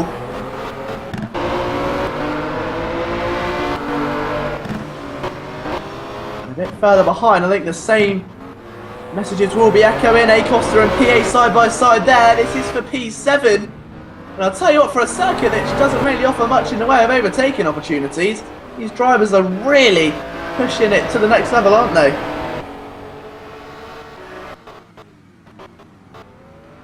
Some very entertaining and, I think, audacious overtaking is the only way that he can be described here. Got another battle forming back there with my Raceway and the Flow. Now the Flow trying to move himself to the inside of the hairpin. That's been the most overtaken friendly point of the day, I'd say. On the outside there, he's going to lose a bit of time, but try and sweep it through the final corner. He's done so very well. Watch for the cutback now into turn one. This is going to be key. My Raceway is going to get one massive slipstream. Down he comes then to the inside. It's going to be do or die for him into turn number one. That pack of 4 cars is escaping. If he wants to get onto it, he's got to hurry up. And he's gone through. The flow's going to be on the inside line for turn 2. Flow defends. Marlon Recourse has slipped down the order rather quickly, isn't he? Just as we've maybe bigged him up a little bit. Superbar has demoted him down to 13th right now, so not exactly good news for him, is it? Fingers crossed he can maybe recover a bit later on.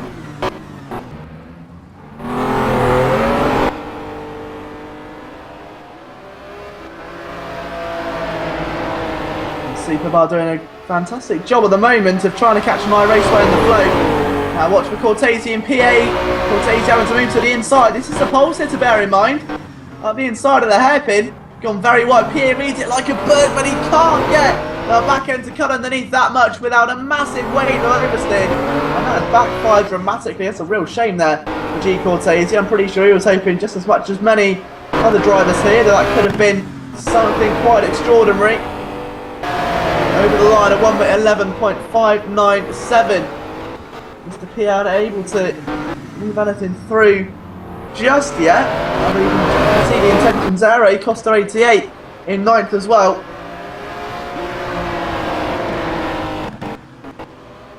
Everyone's had such a strong start, and bearing in mind the inconsistencies we saw at the very start of the race with everyone struggling. It's good to see them all wiped out. Further behind, look at the battle for the final top 10 position. Every position so vital now. It's the final round. If you have not made an impressive start, or you've not really, you know, got the points needed in the earlier rounds, you've got to make up for it now. If you don't get these points in now, then you have no chance of getting a good championship position. As we said before, more than just bragging rights here, it's all about that massive $1,000 prize pool. Everyone has got to be on point. If they're not racing to their fullest ability, then they're not worthy of one of the bigger prizes here. And you can see already that the inconsistencies may come back to haunt some of these drivers.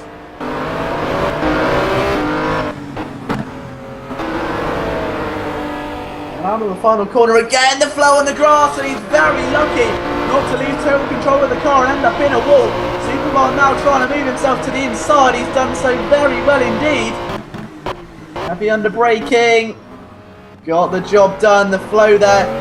Sinking behind, waiting now to try and, what must be, come back at Superbar before it's too late. So this battle really has taken, again, a completely different direction as to what many of us, I'm sure, first expected. A+ the PA, Cortese up ahead of them. Battle for the lead still very much raging on. B13 reluctant to let the lead go, though, as you can probably imagine. Lap number 8 here, approaching lap number 9. Graffinder all over that rear end of B13. Here we go again then, another slipstream chance, but it's going to be enough at the moment. Say no, it's not.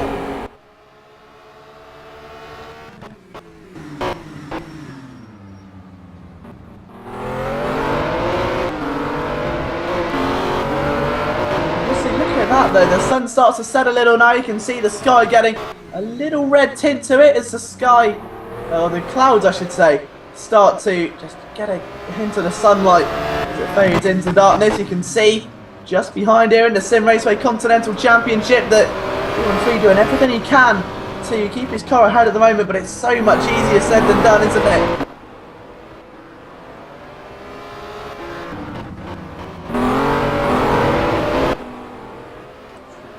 Down the main stretch then, you've got Van Panther, it's Stuntman Mike, and the rest of the crew all starting to be a little bit more consistent now.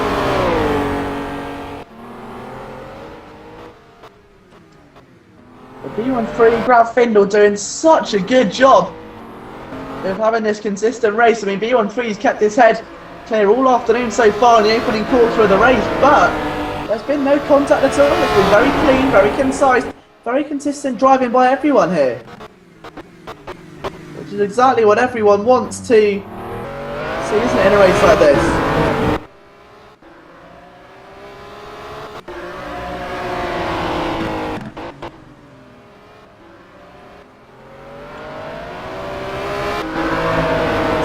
3, Grafindel, Van Panther, Stuntman, AGO, Luke, Cortese, PA, A Costa, 9 Raceway.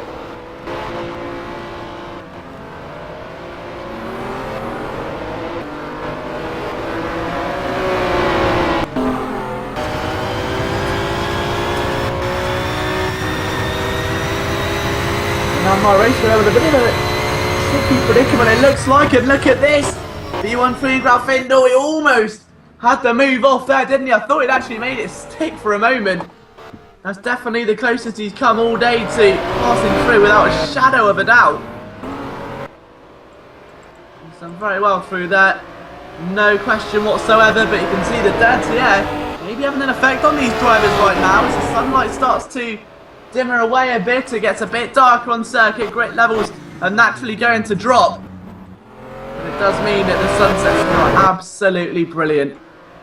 No question there, absolutely gorgeous, very easy to get distracted, isn't it? As a driver, Van Pander's there in 3rd, 4th, Stuntman 5th, AGO 6th, going to 6th, Cortese in 7th, PA 8th, Acosta 9th, and the flow rounds out your top 10 with Enricos in 11th, My Raceway in 12th, Superbar 13th, Jamie 1 in 14th.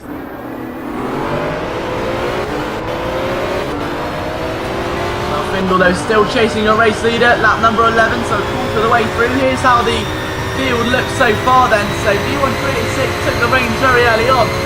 Cortese was unable to hold the lead past turn number 1. An exciting pass made has been matched there. The race lead under jeopardy. Grafindel's finally got alongside, trying to swoop right around the outside now.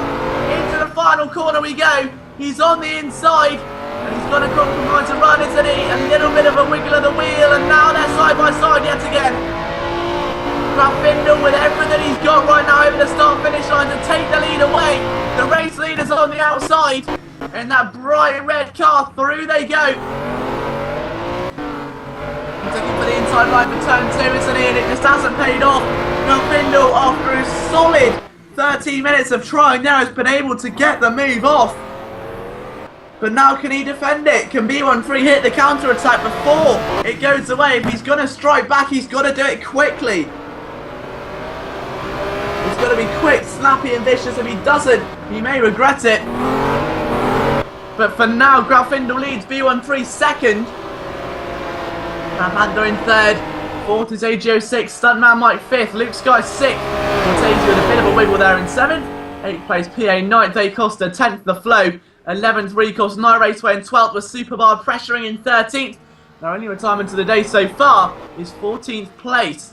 And out of the race, Jamie 1 after trying some contact earlier on. But that was a sensational pass. A lot of respect between the two. You can see there that they really did leave a lot of sportsmanship out on the track. There was no damage, there was no contact, no shunning up the inside, no dive bomb. Very clean, very concise, under the cover of darkness. That is what racing is all about. That's what makes Simraceway so special. So Van Pander's still 3rd, about 13 seconds away from these drivers at the moment, the two leaders. So we'll see if he's able to maybe push his way back through a bit later on. We said Van Panther usually ends up somewhere around the front of the order. AGO 6 is P4. P5 is Stuntman Mike. Well, I've got a feeling that the battle for the lead is far, far from over right now. B1386 still very much a part here, and onto that long back straight again. He's going to get a nice draft, but when you're that far back and under this cover of nightfall, it may as well be just a dirty air play again. It's more of a disadvantage than an advantage, but it's easy to say that the pass of Grafindel may swear you the race lead, if not the championship. One of the passes of the year to be side by side for 3 corners straight, all the way down the back straight, not even contact made once, is something very, very rare. So rare quality to find in a racing driver, to be so assertive yet so successful. And so respected by every other driver in the paddock as well. It really is an aspirational feature. That 14 of 40 and things starting to settle down a little bit now as the darkness is out in full effect. Stuntman might bring his way into turn number 1 in a convincing 5th position. Luke Sky not so convincing though. It's G. Cortese breathing down his neck, trying to get every little advantage he can, and he may even get a pass sooner rather than it later, or sooner than you might think, certainly, no doubt about it.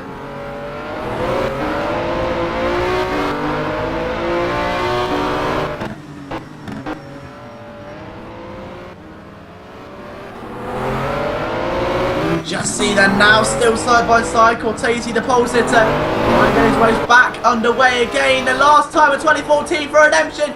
He's up the inside of Luke Sky. That was an assertive pass. Very, very convincing there. Cortese means business, and that was making a point. Didn't even think twice. He knew as soon as he opened up to the inside, that move was being made, and no one was going to tell him otherwise. Very, very dominating driving there by G. Cortese. And now 5 seconds away from Stuntman Mike. There's still a lot of work for him to do if he wants to break inside the top 5, but I'm going to feel like he's definitely moving in the right direction right now. Absolutely fantastic. There's no better feeling, is there, than watching the best of the best here, the A group. This is the pinnacle of Sim Raceway, almost the top tier, if you will. Some of the finest sim racers, arguably on the planet right now, battling amongst themselves. Indeed, that $1,000 prize pool. Graffingal still leads currently with B13 second. Van Hander still in third place. Looking to move on, we'll update you on lap times when they next come through for the top 3. I think it could be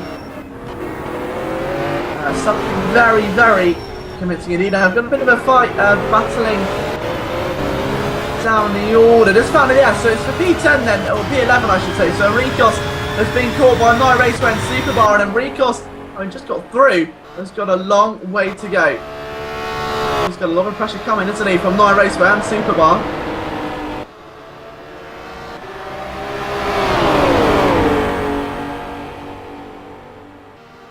Now let's see, can he move to the inside? Not quite yet, but again, this is just testament, isn't it? In many other racing leagues and championships or simulators, whatever you want to race, if you're in top 13th position, you're 15 laps in, you know you're not going to score major points. Many drivers just give up, but with Sim Raceway, there are battles all the way through the order at every single race, every track, every car combo. Doesn't matter. These drivers give it 110%, and you can see that now. A battle way outside the top 10, and that was a big, big mistake there by Superbar. I'm not too sure if he just turned in too early, or maybe just broke the corner, or misunderstood where the braking marker was. But he's out of the race. It's a retirement, just slams straight into the wall. The car stops dead in its tracks. And Superbar retires, leaving SDEV Night Raceway and Enricos to battle amongst themselves, which is either going to be a blessing or a curse for Enricos, because on the one hand it's going to give Enricos a chance to escape without the added pressure of 2 cars should he make a mistake. But for Night Raceway, it's going to inspire him that he doesn't have that. Oh, he's made a mistake on his own! And Night Raceway collects the inside barrier. That loses control of the car. It's so easily done. And as he spins it back round, he will just be gutted with that, won't he? He gets the car going again, but such a shame there for Night Raceway down in P12 at the moment. So Graffingal still leads, B13 still with him all the way on lap number 17 of 40 here. What a race this has been so far, and what a cracker of a championship finale it's set out to be. You've not asked for a more exciting thrill ride than this. 2 cars who are now 25 seconds away from the nearest competitor, who are still hammer and tong.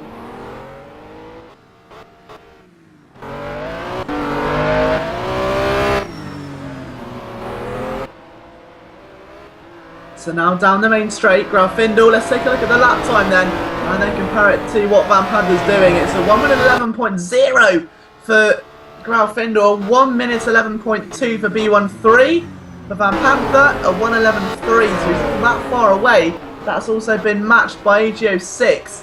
So AGO6 currently P4. He's done a good job to keep with these drivers. And AGO still may be a factor here to insert himself in a bit of a fight or a war with Van Panther.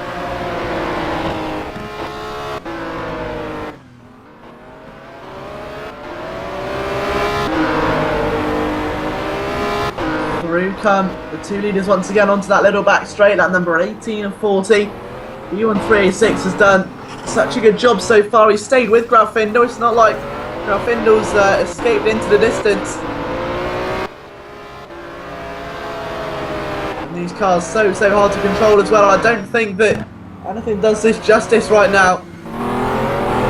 These cars are so difficult to just manifest, especially as well when you've got this much of factors in there. You've got both, of course, the day to night cycle, the change in temperatures, fuel setups, all of that comes into account here.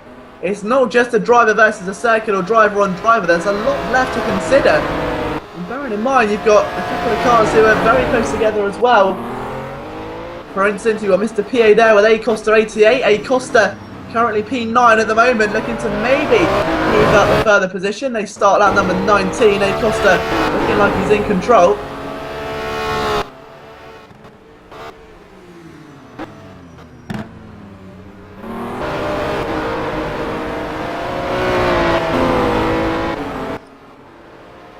And look at this now, look through the hammerhead part of the circuit. Mr. PA done a good job as the track starts to brighten up just a little. You can see a gorgeous blend of orange on the horizon. Absolutely magnificent to look at, and I think even the commentator's getting a bit distracted right now. How gorgeous this scenery really is.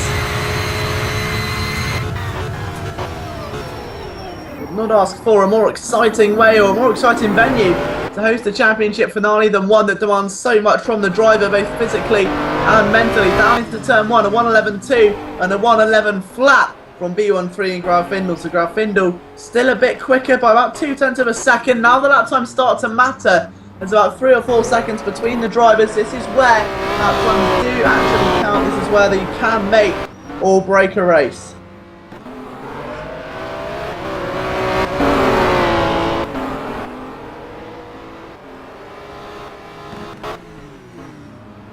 And still a few joules yet to enjoy themselves back on the circuit.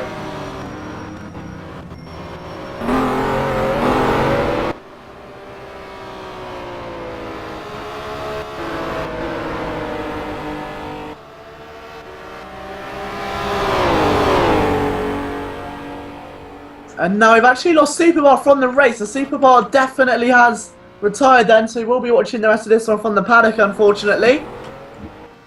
But needless to say, he's put in a lot of effort in 2014 and does deserve a lot of credit, as to all of the drivers here in Simraceway, whether it's the 500 skill quant or the highest skill quant. Everyone puts in so much effort into this race. It's absolutely fantastic. And they all do deserve a real show of appraisal, because without them, Simraceway would not be where it is right now. Everyone trying so hard to make this what it is, make the best of their situation, and you just see how much Stuntman Mike's pushing on to try and make the best of his. Cortese struggling.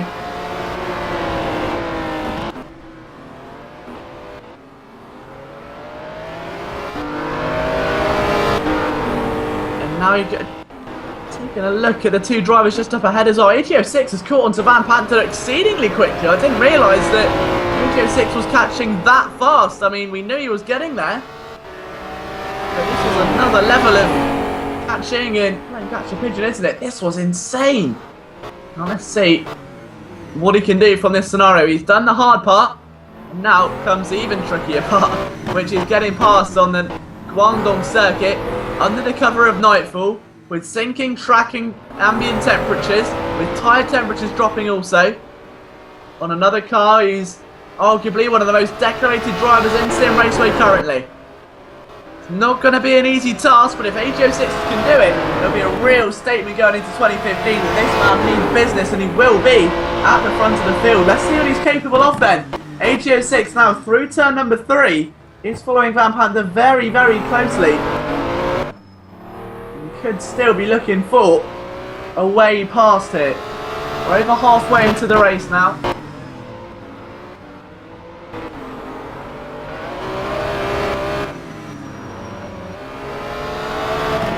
Trying to sink through to the next corner, and he's just not able to pull to the inside as nice as he'd like to.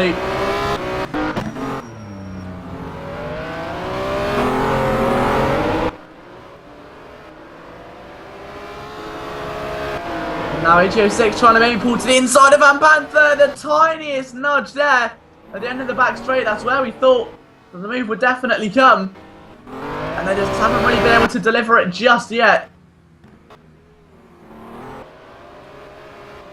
down the main straight. And AG06 has got a real shot here at Van Panther. You can feel that the momentum is definitely shifting onto the white and blue Honda NSX Super GT. It's been absolutely impeccable so far by both drivers, but AG06 has just been a little bit faster, a little bit more consistent.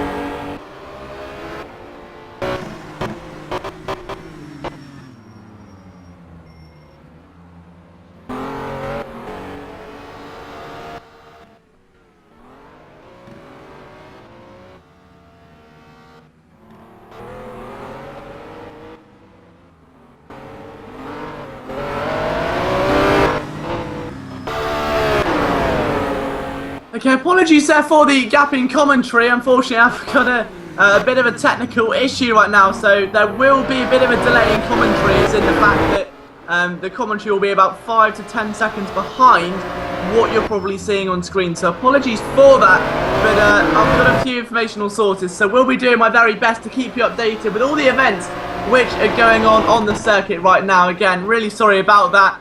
But under the cover of Nightfall, I guess there's been a few technical gremlins that have come out at midnight potentially. But as the race wears on, still Grafindel leads that number 25 of 40. It's AG06 that's down in P4 though. He's got a lot more to give, I'm sure. And you're witnessing on circuit there, G. Cortese and Stuntman Mike. So another NX driver who's under a lot of pressure right now.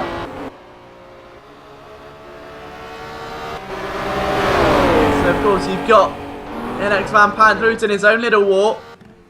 And then Stuntman Mike and Cortese also. So Grafindel leads. You've got AG06 there still. 13 seconds ahead of these drivers though. Which isn't exactly the end of the world. And there's still the endless possibility of pit stops. We don't know just how badly the pit stop scenario is going to be, because bearing in mind we've seen here before where drivers have maybe dived into the pits on that number 20 to 25 and think it's a good plausible idea, and then it's turned out that it's absolutely backfired because no one else has been on the same strategy. Essentially, they've all gone into the pit lane, they've got the new tyres or the fuel, come out expecting everyone else to do the same, and it hasn't worked. No one else does it. So there is that looming threat, isn't there, that someone's tried something a bit crafty here. We don't know who's going to be that risky though. As Stuntman Mike there, you can see being overtaken by Cortese into turn number 1. Stuntman breaks a lot earlier. Cortese almost lost the back end. Stuntman Mike loses a position. Cortese into the top 5. Big news there for G. Cortese, but now is Stuntman Mike going to be able to capitalise, or is this the end of the road for Stuntman Mike? Down to P6, he's 11 seconds clear of where he needs to be in terms of Luke Sky. So Luke Sky down in 7th, 11 seconds behind. Stuntman trying to get back at the inside of Cortese there and still unable to get through despite a very fine effort indeed.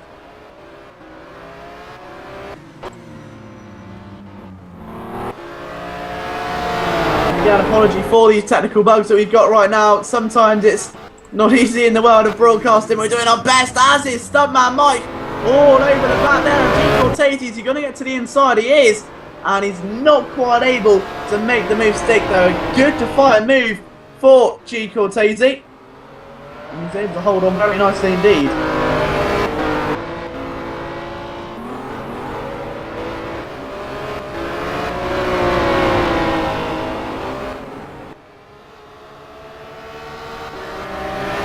Down the main straight yet again. Everyone just trying to settle down now as the track temperatures start to rise gradually. You can see the orange tint in the sky getting more and more glowy and increasing, which means it's just a little bit of light being shed onto the circuit right now.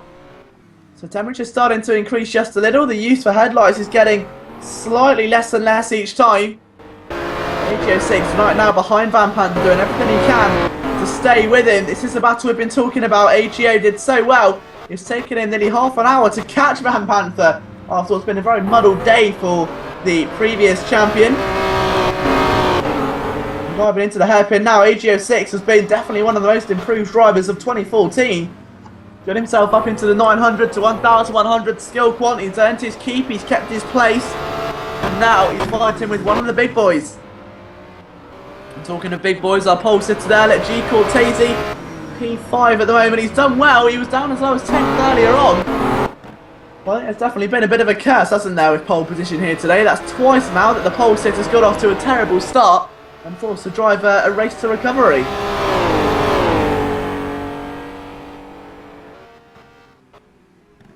And through the hammer part of the circuit again goes AGO6 and Van Panther. Everyone started so well.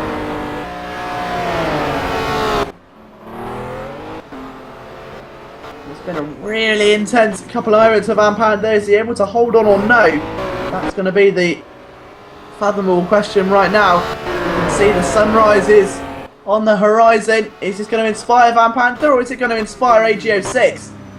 And more importantly, he's going to have the slightest lapse of concentration first. That's going to be the more intriguing story of the day without a shadow of a doubt.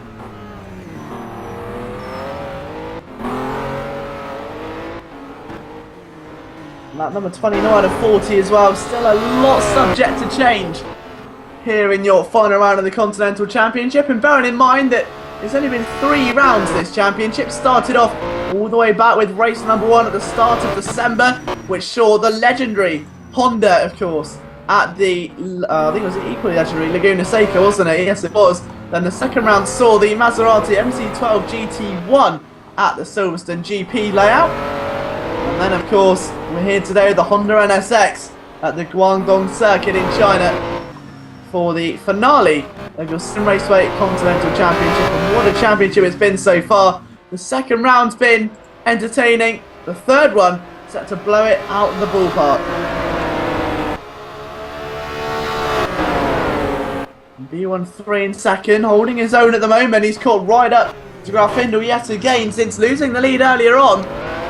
Grafindel was able to pull away. We had about a 4-second gap, and I think under the cover of nightfall that P13's just been able to stay with him all the time. Van Panther and AGO still dueling amongst themselves though.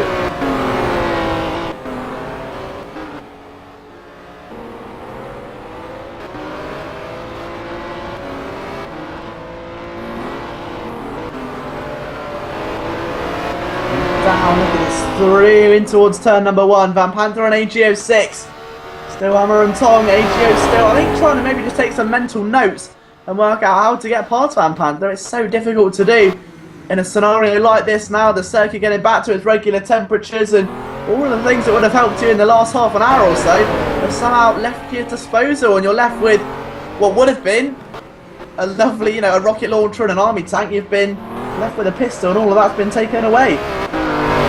It's definitely difficult to do, and Van Panther in third doing very well to keep his cool right now. And he's so used to the situation as well, isn't he? He's been here a million times before. Although he hasn't been at this circuit with this car though, and that's something that every driver's got to do. It's a brand new circuit here to Simraceway.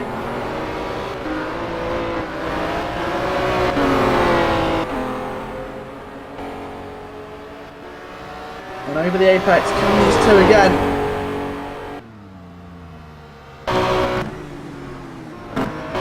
And it's been a fantastic display as well of just what this game is capable of with the day to night cycle. Brilliant to see this implemented into the game now, making its way across more and more circuits. Well, the first time we saw it with the Bentley Speed 8s at Silverstone, it was mesmerising, absolutely mesmerising. And now B13 looking for perhaps an equally mesmerising pass on Grauwindel. 10 laps to go then, here at Guangdong. And B13 has still got all the fighting in the world left to do.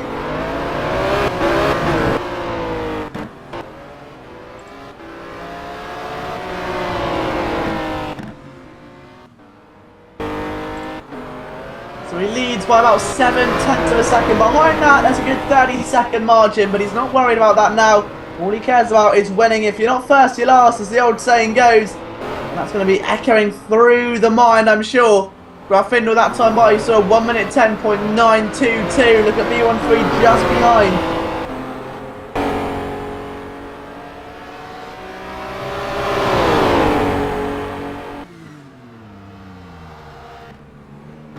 And B1386 now doing just about enough to stay on the back of Grauwindel. It's been very tense to watch, no other word for it. With this circuit, it's just like walking a tightrope. Extremely difficult to get it right 100% of the time. In fact, I don't think any driver, if you ask them on Simraceway, have you ever done 40 laps in a row of Guangdong and not made a single error, that they would answer the word, yeah, I've done that, I do it on a daily basis. It's so difficult to do. Even one lap without the slightest twitch of oversteer or a little bit of gravel picking up or anything a bit wide.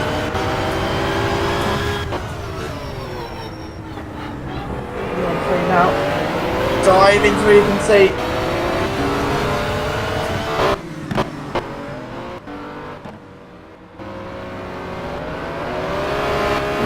Taking a look at right on board there with B1386.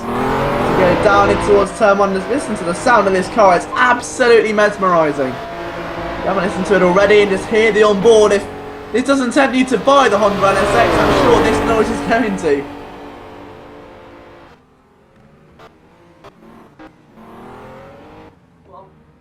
And now Grauwindel still keeping his head clear.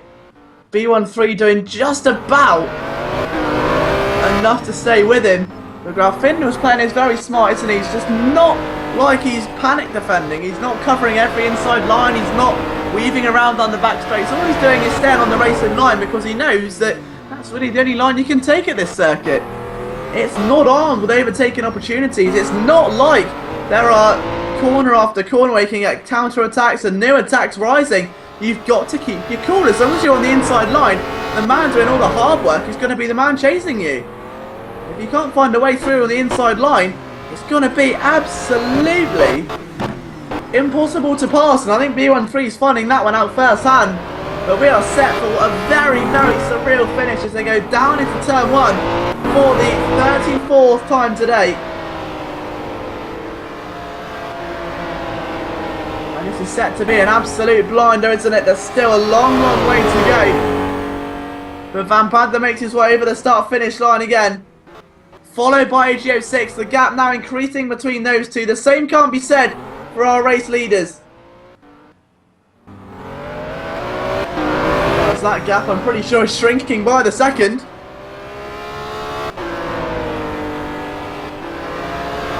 It may be, and there's less than a second separating these two drivers now.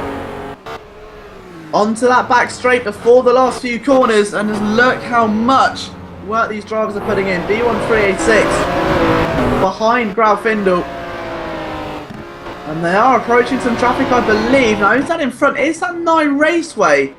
I think it may well be. So Raceway is going to have to move out of the Raceway to let these drivers through, if you pardon the pun. But the thing is, where can you move out of the way on this circuit? It's like playing Buzz the Y. There's just no room for error. You can't really afford to even inch out of the way and then pass 2-3 cars wide. It's not the same as a Watkins Glen type circuit or one of the other more conventional GP layouts like Silverstone. This is a real, it's almost like a street circuit. It's the street circuit of the Speedway world, and it is called the Guangdong International Speedway for a reason. It's very narrow, it's meant for testing the the high-powered supercar to see what speeds they get up to.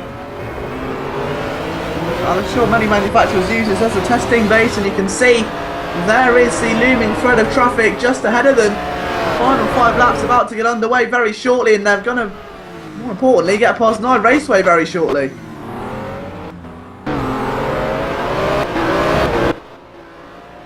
Down in towards that tricky little hairpin again. Still no errors from either of the two machines at the moment, which has been fantastic to see. Both of them deserve a victory here, and that is a really difficult thing. But both of them deserve it so much for different reasons, and it's a real difficult task to decide that who would want it more.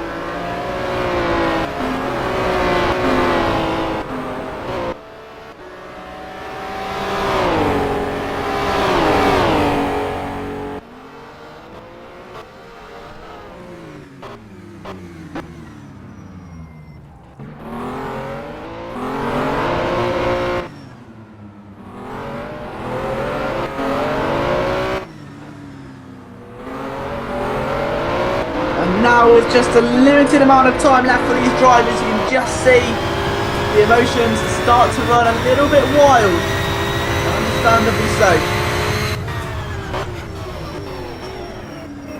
Was through yet again for another time. They're approaching traffic. Rafindo and B13 so far behind him right now. Get to the inside, the answer's not quite, but into the final corner, 4 laps to go. Rafindo is approaching Raceway now. If I was Raceway, I'd move over now, just come to a standstill and let the drivers move on and do their battling. I don't want to be a part of it. It's into turn 1 again, and look at B13's braking. The apex is almost blind anyway, let alone when you've got another car filling all of your front view. So for B13 to not make any contact at all, they've alleviated Raceway now. So the pressure of a lap car has actually left them. He's moved out of the way, and into turn number 3 and 4 come the duo yet again. It's going to be a photo finish, you can tell, but B13 has been very conservative this race. Very, very conservative indeed. And now you've got to wonder, how much is that going to pay off now? There are 2 ways this is going to end. If B13 drives as he is, he'll be very, very deserving of a second position, no doubt about it. But he's gone around the outside there, the hairpin just as I've said it. I think we've got our answer. He's not going conservative, he's flicked the switch that only a racing driver knows how to do.